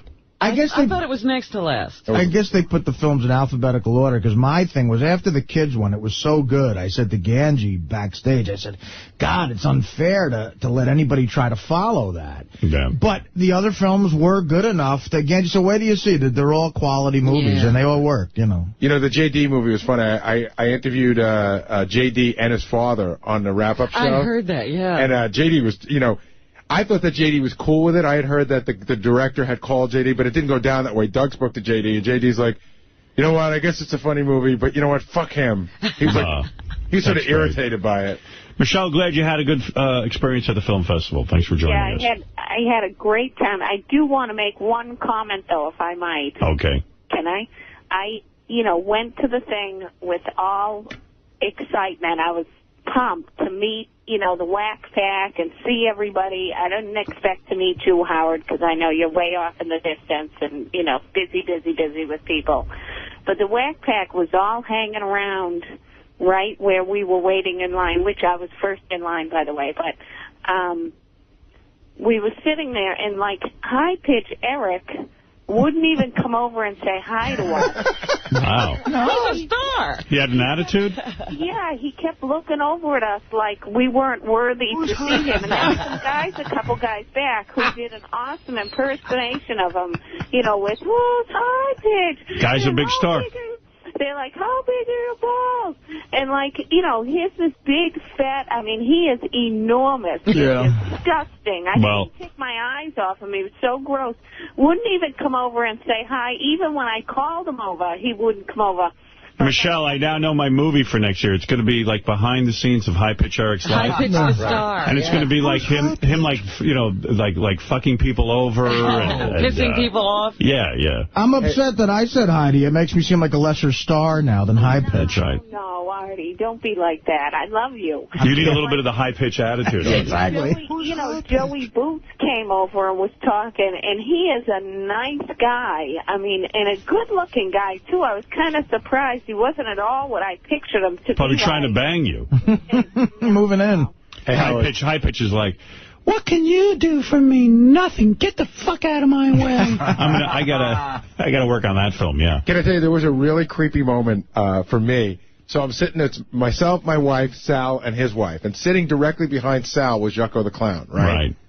So you come out, and everyone applauded and everything. And then you said something that was pretty interesting, and we all applauded. But Sal jumped up to start a standing ovation. And when he realized he was the only one, he sat back down. Nice. But he was telling me that he was convinced that you were talking to the audience, that you were talking to him somehow. I'm not looking around. And then That's good. That's like Hitler. They said when he made a speech that people thought they were talking individually. But only Sal is gay. Right. He thought that you were focusing on him. He was so excited. And then you go, and in our audience is 𝗂𝗄 the Clown. He was just heartbroken that it wasn't him. You know what it is? I was up there talking on stage, and I thought, well, I'll introduce some of the people. But, you kind of space out, and you don't recognize anyone. It's weird, because you're trying to, say some stuff. And, Sal and Richard and Bob Levy had already done that. Did you see what they did, by the way? No. Okay, so... But I'm just saying, when I walked out, the only face you see in that sea of faces is 𝗂𝗄's, because he's in full clown. Yeah, everyone's in black and white, and he's in color. Right. So Sal and Richard came out. I thought they were doing a wonderful job. They were they were doing a little bit of comedy. Who asked them to do that? I guess In Demand. Yeah, but I told him, again, it was aggravated to me, because I tell Levy, even stand up on the road, the one thing you just can't do, man, because it's hard to follow. You put people in a weird fucking mood. But go ahead. All right, well, what did you do? Hold on. So the guys start, and they're like in the audience, you know him, you love him, you saw him in the movie. Let's hear it for Fred Norris. And Fred gets up and claps, and the first lady of whatever, and Rob, and everyone gets up and claps, and they introduce me. But now they're running out of people, So at one point they go... God forbid to do some material. Right. So at one point Sal goes, and over there, ladies and gentlemen, let's hear it. A big round of applause for Howard's assistant, Laura. People start clapping. So it got to be like that. I mean, they started introducing people that the audience didn't know. So now they're hard up. So they bring Levy out. Right? And I just said to myself, they're not good. How long does it take? They did a bit where they brought out devil dogs and started throwing devil dogs into the crowd first. But wait a second. I looked at the schedule. There was no call for Sal and Bob Levy. Actually, I did see something. I did see 6:30 to 7 Sal and warm up the audience. What happened to Sour Shoes just playing music? I never saw him. I never saw him either. But wait, let me get to what happened. So they start throwing devil dogs into the audience. Levy comes out on stage. It looks like they have to stretch a little bit. So next thing you know, they go, is there a woman in the audience who would like to have a devil dog eaten out of her ass? No. So they bring the woman up. They jam a devil dog in her ass. Bob eats it. I'm saying a Ganji backstage. I'm saying With the press there and everything? Even my wife goes, is there going to be any more ass eating while we're here? Holy mackerel. I had no idea that was going on. Yeah, and they grabbed one of the girls, the Ivy girls. Yeah. And jam the devil dog in her thong. I said to Gange, listen, man, first of all, not that, I mean, I got to go out there and host now, and people, it's like following a sexual assault. Secondly, that's illegal in some places. Like, that's considered obscene behavior. You can be arrested for it. Everybody's in tuxedos. Yeah, I mean, it's just ridiculous. I even turned around to Robin at one point, and I said, I know that if Howard knew this was going on, he would have wanted to stop. Oh, yeah, we would have. And there was no stopping them. They were up there alone. It wasn't the time and place for that.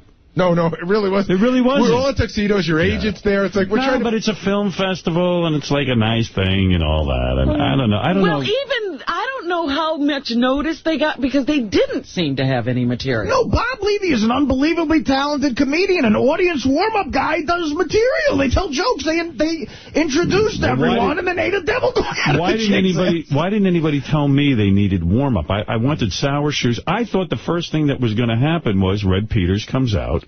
He came out after that, which was ridiculous. He followed the devil dog. Oh, shit. And Red said, as a matter of fact, I was glad there was kind of a buffer between, me and you going out and the sexual assault and Red took the hit a little bit. Right, he did. Because he had to go out, they were weirded out. People did not know what he was doing up there. Right. See, I didn't know that because I was downstairs doing press, and then I just came up and saw Red, and I was laughing my ass off. Right. Oh, I didn't know that was going on. Yeah, that's too bad. I mean, it was, look, it was weird. Yeah. And I couldn't believe they went for it. I thought they'd say it and, go, no, but he did it. Wow. Bong Hit Bill, you're on the air. Bong Hit Bill. Hello? I got an email from someone that said anybody with the name Bong Hit before their name shouldn't be on the show. Why that? I don't know. They just felt that all the Bong Hits were... There's only 2 Bong Hits. There's me and there's Bong Hit Eric. I'm the original Bong Hit. Right. What's going on, Howard? How's it going, buddy? All right, man. What's up? Listen, anything happen further with Beth and the dancing show? Anything going on with that's a big topic of conversation. People want to know what's happening. Bong Hit's got to know. I think there's like 73,000 people on HowardStern.com who have voted whether or not they want Beth on Dancing with the Stars, whether or not she should do it. And quite frankly, when I went to the film festival and I'm doing all the press... It's hard to answer a guy doing a bong hit. Really? But I was doing all the press, and every question was about whether or not Beth is going to do Dancing with the Stars. And, Beth got in late Friday night, like 2 o'clock in the morning or something. I forget when she got in. Or Thursday. I don't know when I saw her. Anyway, she got in late Friday night, and then... I'm trying to remember the events, but at some point we kept talking about Dancing with the Stars, and she seems like she doesn't want to do it, but then she'll bring up something over the weekend where, about her dancing or this and that. So I think she's truly undecided. And the only thing I know is that today she's scheduled to have a phone conversation with her agent and a couple of people from Dancing with the Stars. And they claim that they're going to show her how she can only be in California 2 days out of the week and do the rest of it here in New York, all the practicing and all that stuff, by getting her a New York dance partner that they'll fly back and forth. Right. So she's going to listen to that. But I think she's leaning toward no, quite frankly. But I don't know. I can't seem to really get the definitive answer, No! It's crazy, all these websites, the Vegas websites, there's betting left and right. Like, mad money, like, with the crazy odds to see if she's going to go or not. Well, I'll tell you what, at this point, I think if you're a betting person, I would lean toward no, based on what I've seen, but who knows? I'm a mush. I can't be betting nothing. We had a really good one. Shook Ned's hand. I couldn't see who it was. He pointed him out in the crowd at the festival. And he was there. I was trying to look. I couldn't see him, though. I really wanted to meet Ned. He was one of the people I was talking about. I went up to 50 or 25 Cent and said hello, and went up and said hello to Ned. Ned was like, I think I scared him. Yeah, he was kind of shy. And, I met him. He's a good guy. I wouldn't know. He was just so... I mean, all he said was, hi. Yeah, he was like, hey, I want to take it up the ass. He said that to you? Something like that. I don't know what he said. He was more talkative to you than he was to me then. Right. 50 Cent says that he's upset with Oprah because she doesn't have rappers on the show. Right. He thinks that she caters to older white women. That's exactly who she caters to. Way to wake up. He says Oprah's audience is my audience's parents. Well, that's true. I mean, so I could care less about Oprah or her show. Of course. 50 Cent knows what he's talking about. So there you go. It's right. A very brave man who takes on Oprah. That's right. And I guess 50 is brave. He's been shot 9 times. The president was, again, talking about gas prices. What do you think the price of gas is now, Howard? $3.39 a gallon. It is that high in some places in New York. That's right. Averaging around, I guess, $2.89 or something across the country. The days of a $50 fill-up are here. Let's face it. Yep. So a lot of people have weighed in on this problem. The president announced some measures the other day, but they say they really won't have that big an effect on the price of gasoline. And here is the Energy Secretary, 𝗧𝗵𝗲 𝗏𝗏, who says oil suppliers, I guess, have lost control of the market. Number 3. Suppliers have lost control of the market, and therefore demand exceeds supply. And that's why he says the price has gone sky high. It's also being affected by the fact that we don't have enough refineries. Some of the refineries were damaged in Hurricane Katrina, I guess. Right. And so we are experiencing higher gas prices. A lot of people are now saying, yes, it is going to curtail their travel during the summer and possibly make them think first before just jumping in the car and driving to run an errand. So it is hitting people in the pocketbook. Meanwhile, the president says, yes, we are addicted to oil and we have to get over it. Production in Iraq was down this year. Right. So we're not getting any help there. And the president's out entertaining people. He was at that correspondence dinner this weekend. Here is President Bush joking about Dick Cheney at the White House. I agree with the press that Dick was a little late reporting that hunting episode down in Texas. In fact, I didn't know a thing about it till I saw him on America's Most Wanted. Hey-oh. Hey-oh. Ladies and gentlemen. I hate it when the president is out making jokes. Yes. I just saw United 93. Yeah, did you? That go? And one of the things that you will hate is the ineptitude of every government official. They show that, huh? Oh, my goodness. Nobody knew their head from a hole in the ground, from the military to the FAA. And the president was nowhere to be found. They're trying to call to get permission to shoot down planes if they get to encounter them. And nobody can get the president on the phone. Well, wasn't he reading to a kindergarten class? At one point, he was reading to a kindergarten class. Did they show that? And no, they don't go to them. They're just in the control rooms of these military officials and the FAA and in that plane. But you hear them saying, only the president can give that order? Well, where is he? And nobody can find him. Everybody has given that movie like 4 stars, though. Robin, should people go see that or should they stay away? You have to be strong if you're going to go see it because it is a harrowing story. You have to relive, they show you the planes going into the towers again, and then, of course, the other side of the story is to see how nobody knew what to do. I am not going to go see that film. I'm someone who just can't take it. I told you, I can't take the Steven Spielberg's Let's Throw the Jews in the Well movies. I can't take any of it.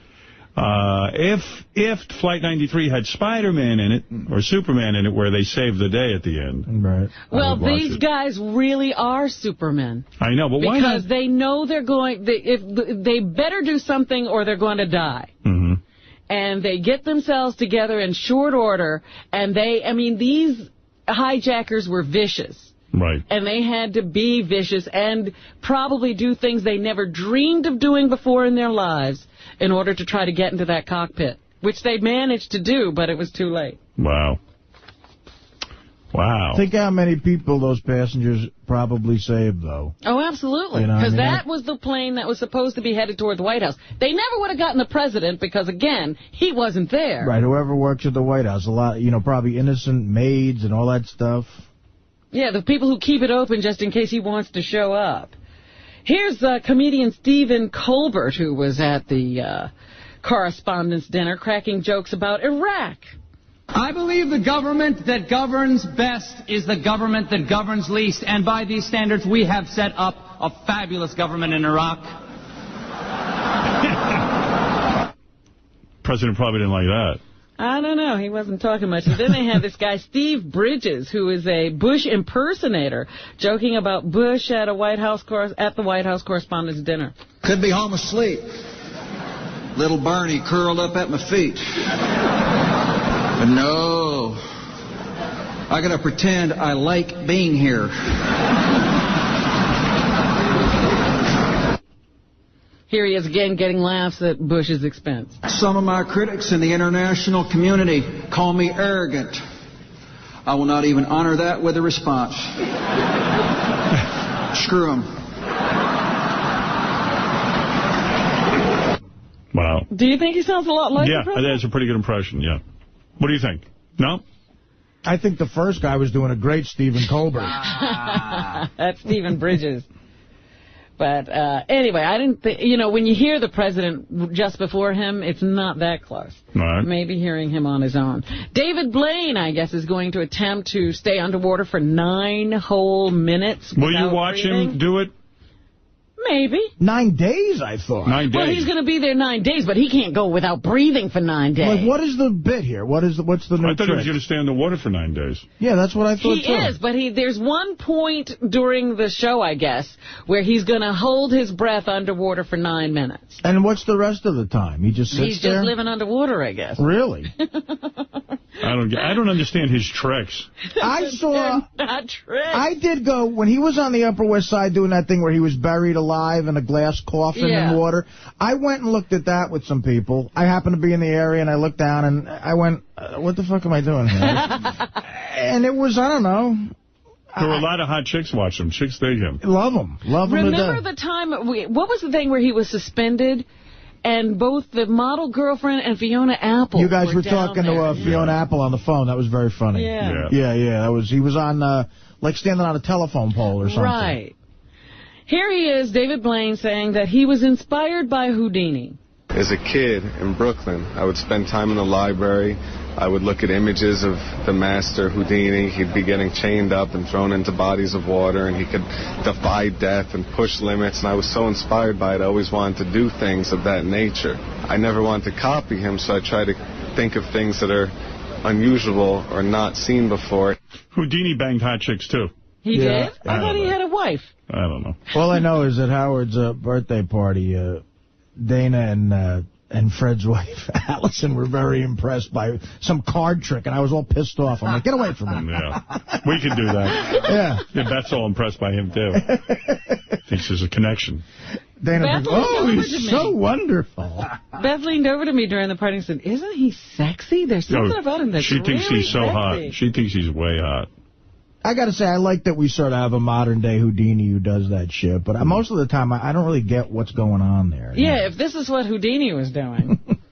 And David says this is his hardest stunt ever. Now, I am pushing this one further than anything I've ever done, because the idea of surviving with nothing for a week and then doing a death-defying stunt where I'm chained up and I either break out of these chains and cuffs or drown is scary to most people, and everybody... I don't want to know about it. He did say, there was an article in the paper this weekend that while he was attempting to rehearse or something, get ready for this, he fainted.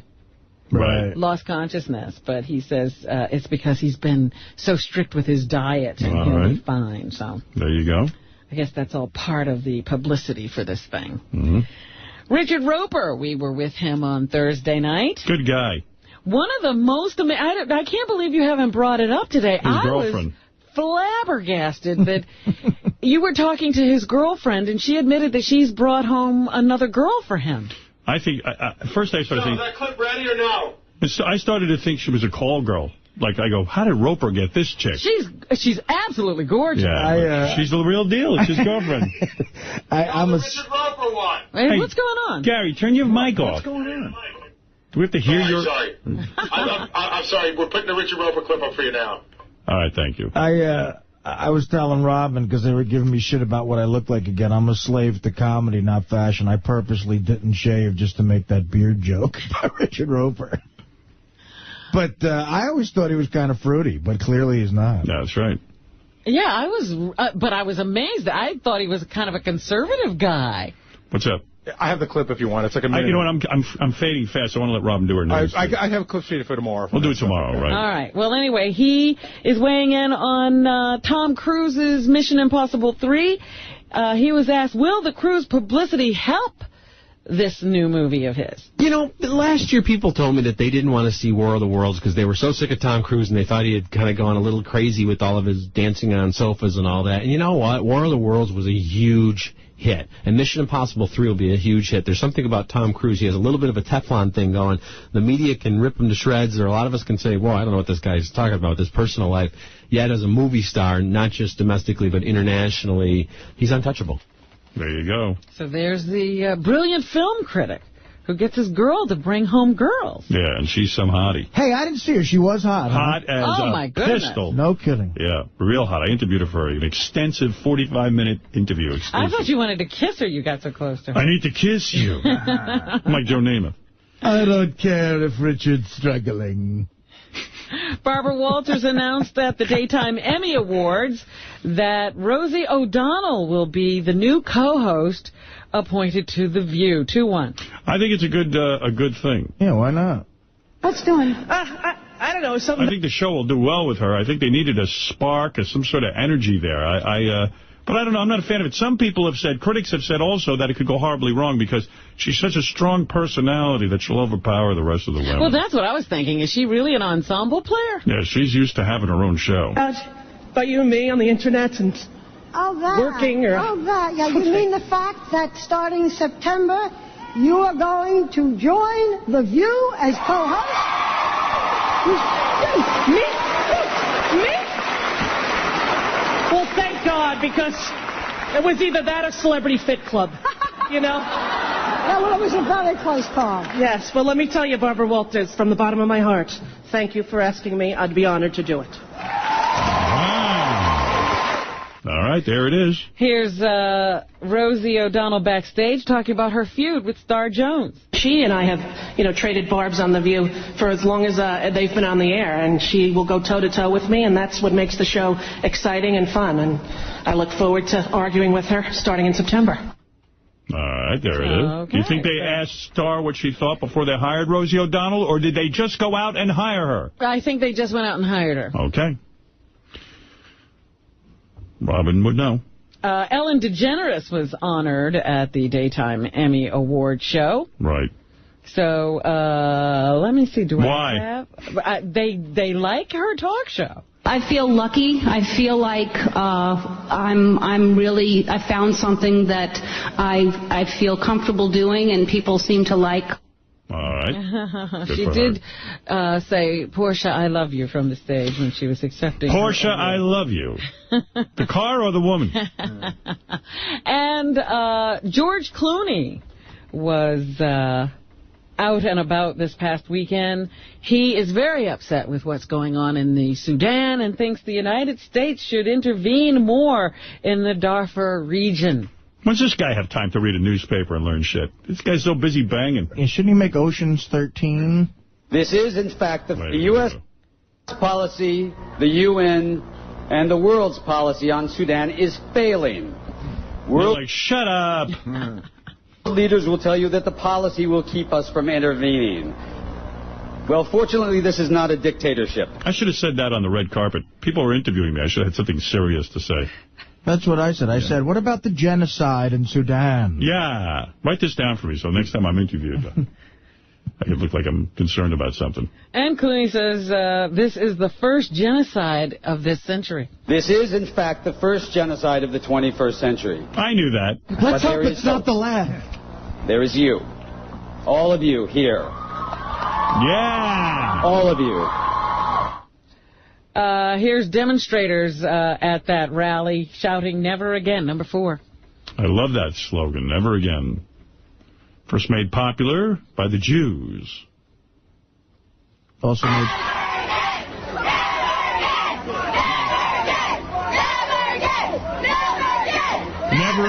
pen was used again. Never again! Never again! Never again! They were actually outside the Howard Stern Film Festival protesting Robin and Fred's film being number one. So that was actually made popular by every chick I've ever had sex with. Was that what they were chanting? Never again? Never again.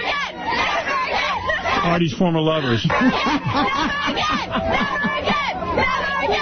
Never again.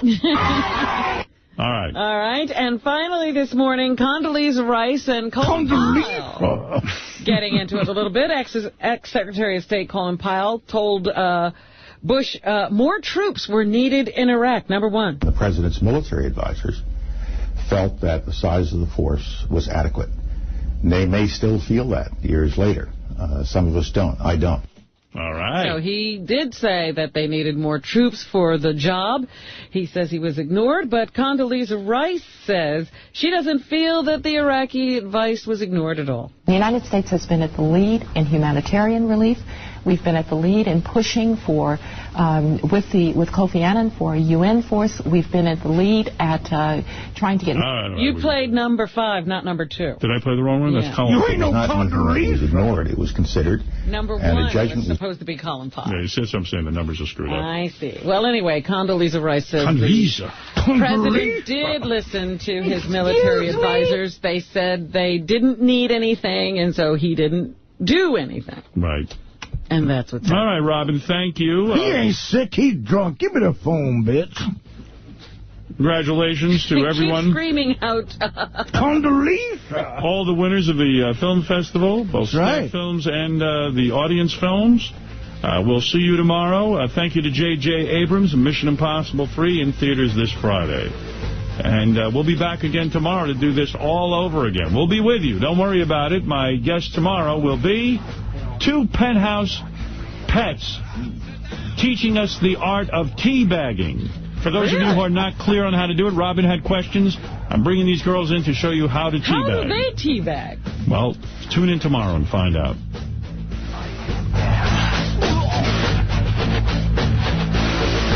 Get ready for King Norris at the Nutty Irishman, Saturday, May 20th, 32 Main Street, Farmingdale, Long Island. 516-293-9700. Get Vertigo Blues' new song for free at vertigobluemusic.com. Friday, May 12th, stand-up comedy with the Reverend Bob Levy, Sal the Stockbroker, Shuley, Craig Gass, and High Pitch Eric at the Sherman Theater, Stroudsburg, PA. Call 570-420-2808 for tickets. And don't forget BenjiBronk.com.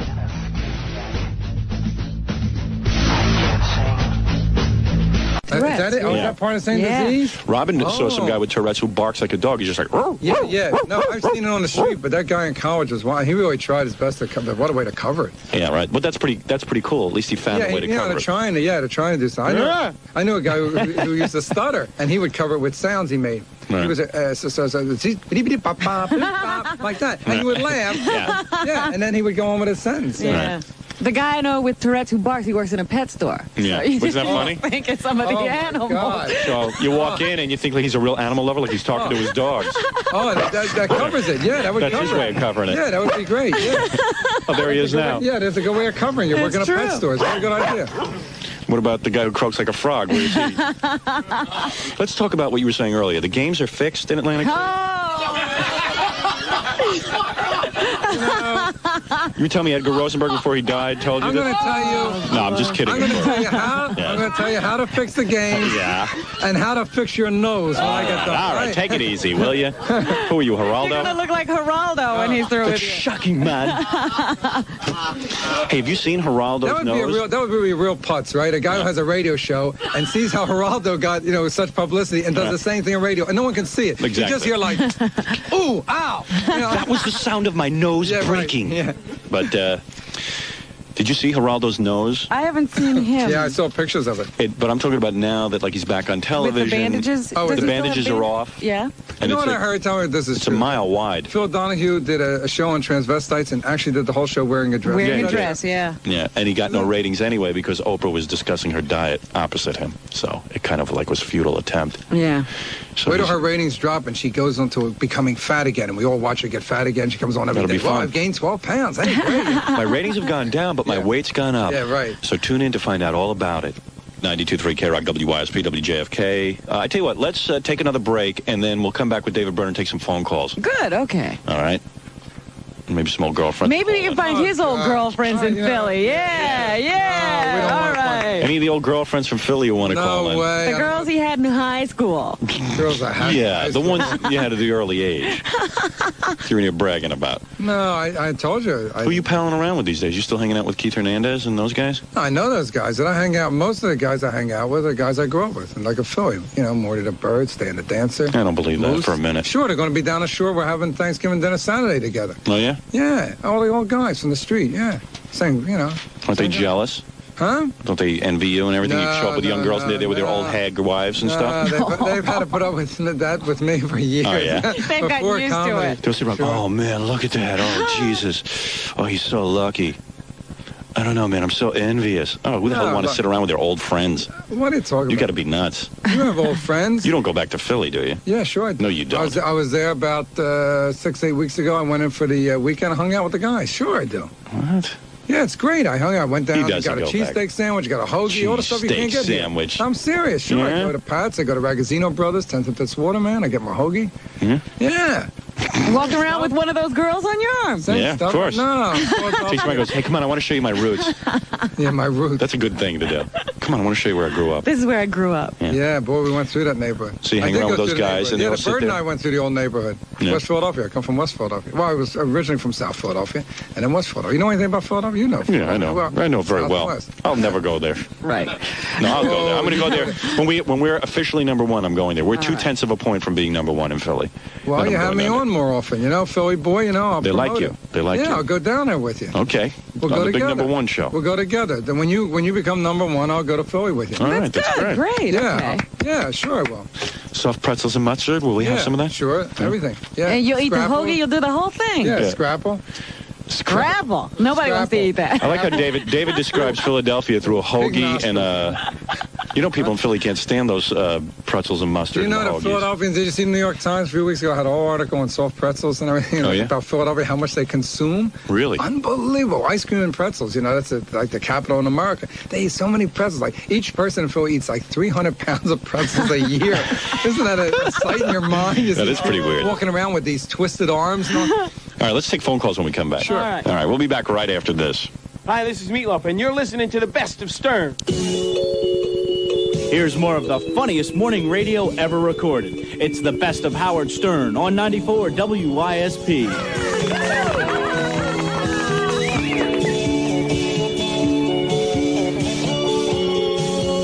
All an act. I believe this is you. I'm very much for women's He was in rights. Women's Lib. Yeah, I'm very much for women's You went to the rights. meetings Totally. to see if you could find girls. Let me tell you something. Totally for women's lib. I think they should absolutely, there shouldn't even be a question of it. Everybody should be equal. Yeah, right.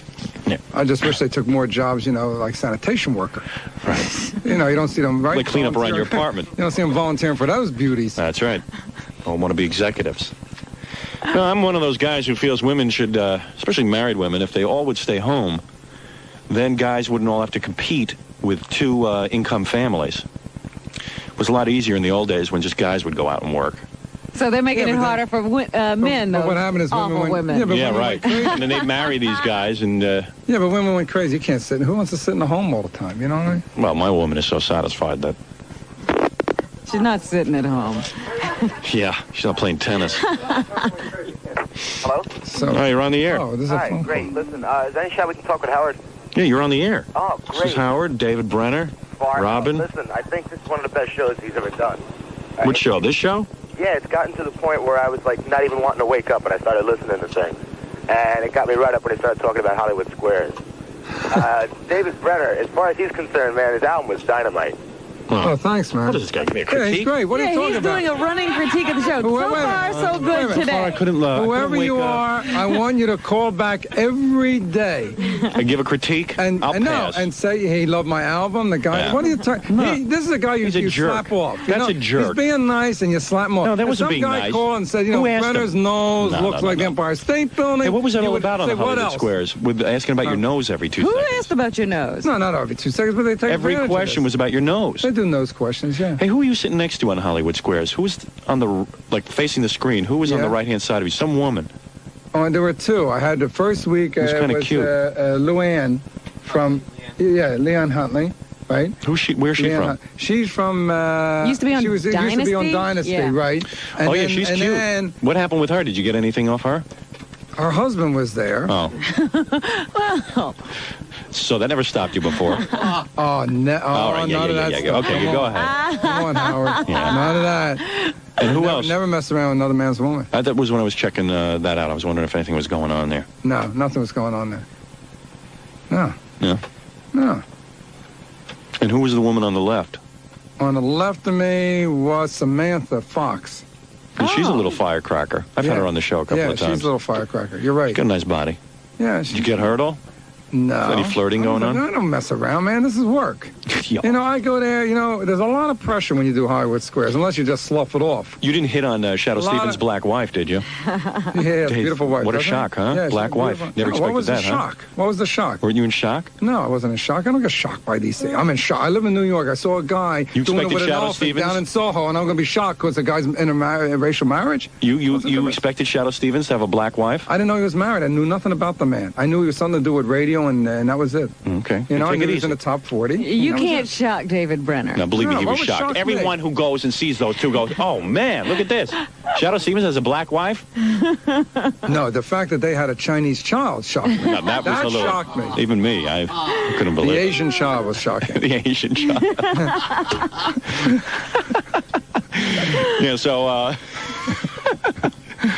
that's a pretty cool deal you got, though. You got to go to Paradise Island. That was the deal. I hadn't done it. You know, I'll never go back squares. there. Oh, did I hate Paradise Island? Oh, here you go again. Every New Yorker is there, and they sit there, and every minute. We had a good time. We had a good weather. We had it really good there. Howard, the last show you did.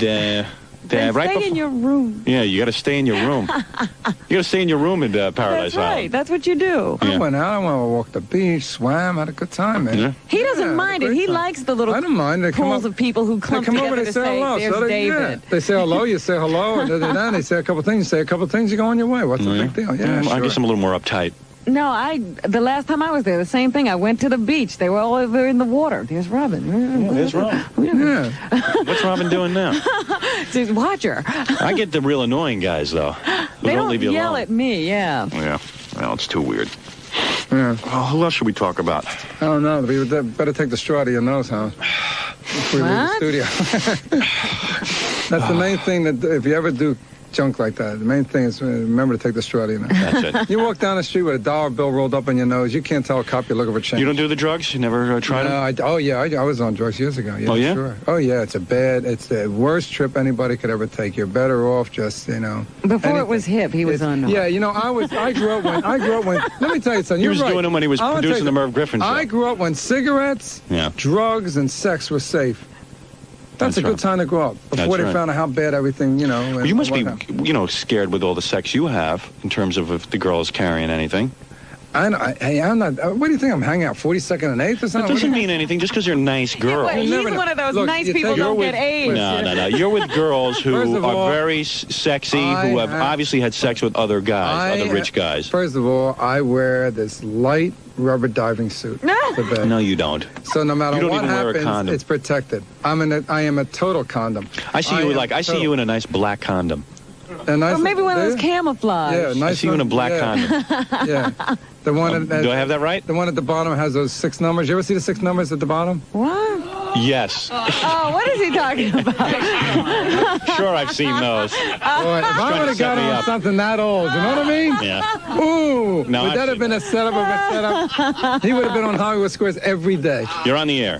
Hi, Howard. This is Joanne. I want to ask David if he remembers me. Oh. Joanne, who would ever forget you, kid? Were you really with David? Yeah. David, Sure. don't you remember 10th grade? Sure, I remember 10th grade. Do you remember me? Yeah, I remember you in 10th grade. Are you being serious? Yeah. Do you remember? Yeah, Joanne, sure. Joanne what? The locker room. Wait a second. Don't tell me your last name. I don't go I'm not going to tell her last name either on the radio. The locker room, right, Joanne? Right, the locker you guys room. are kidding around. No. What happened with the you and locker David? room. Yeah, it was a locker room. No, behind the school. Yeah, I know that. Well, and also in the locker room. Would you forget the locker room already? I don't believe it. So, David, you're claiming David, we were never in the locker room. We were in the school. Oh, yeah, we were in Behind the the school. Yeah, behind the school. That's I right. wish a real woman would call You know into something? a I've always thought of trying to buy that wall. That piece of that wall. You know, I mean, have it in my house. Listen, you're being uptight here, David. Well, this isn't like you. Is this girl No, really? yeah, we're old friends, sure, from way back in school. Joanne who? She's not going to give her last name. She's not that dumb. Joanne Poovey. Besides that, she's, I'm sure, married That was by now. 𝗵𝗲 girlfriend, Joanne Poovey. I am married now. See? So she's not going My husband to... would kill me if he knew I was calling. That's I right. just wanted to say hi to David, and I also wanted to tell Howard I love your show. Thanks a lot. And it was really funny yesterday. Thank you. Great. And Joanne, I hope those little marks came off, huh, Joanne?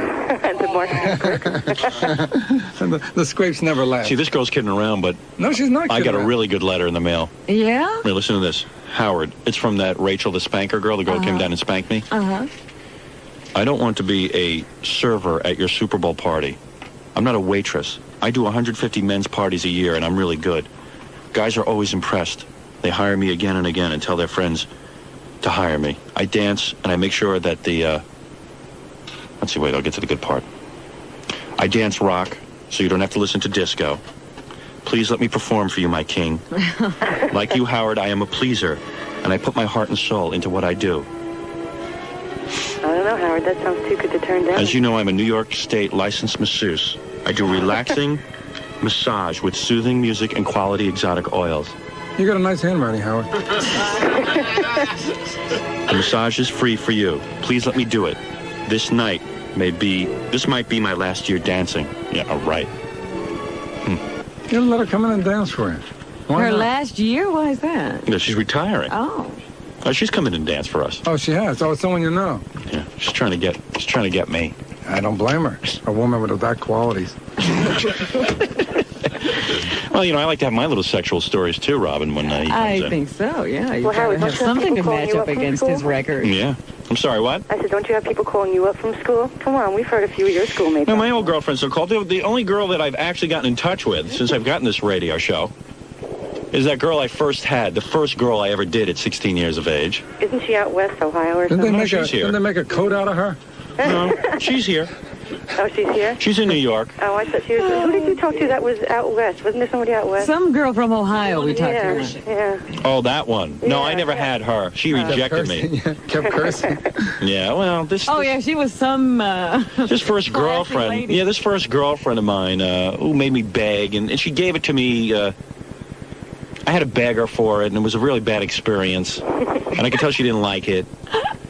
Because it was her time of the month. Did I ever tell you that? No! Last time we were together? Oh! And it didn't even matter. It didn't even matter, you know what I mean? It was like, I was like, I don't care. I have to have it. And I got it. And she didn't care. She treated me like garbage. I would have married Still her. does. She treats you like Yeah, well, she's eating her heart out now. Yeah, but some girls consider begging foreplay, you know.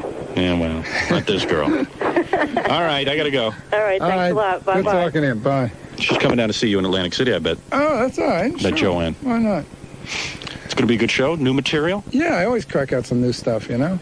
David's a You know type. where I first got... You know how that whole happened? I'll tell you a story. You know, Friday night, out of Pips, George's place, right? Pouring rain. I mean, like monsoon, like the other night we had here in New York. Yeah.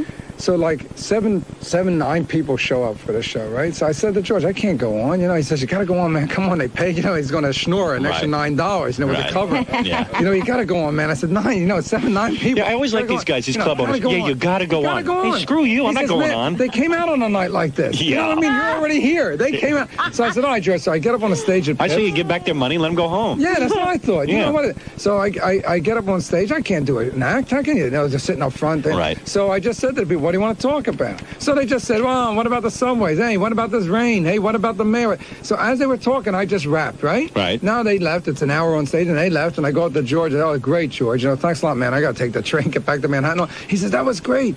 That was great. I said, what are you talking about? He said, listen to that tape. That's how you can write material. I listened to the tape that I did at Pips, and that's how I did it. I used to get up, you know, at all the other clubs and say, what do you want to talk about? And people would yell out subjects, and that's how I used to write. And that's how I ended up writing all, and then eventually would feed the, you know, information to myself. I'd say, what do you want to talk about to yourself? It all started at Pips. That's how the whole that whole creative thing started. Just think, from that one night. That storm, one night at Pips. From that one night led to a slew of 17 and 19-year-old girls. And you know that something? would never end. No, let me tell you something else. I never had one night. I never had a chance to pay back George Schultz, and this is it. I said, George, you know all these years and everything you've done for me and all these things,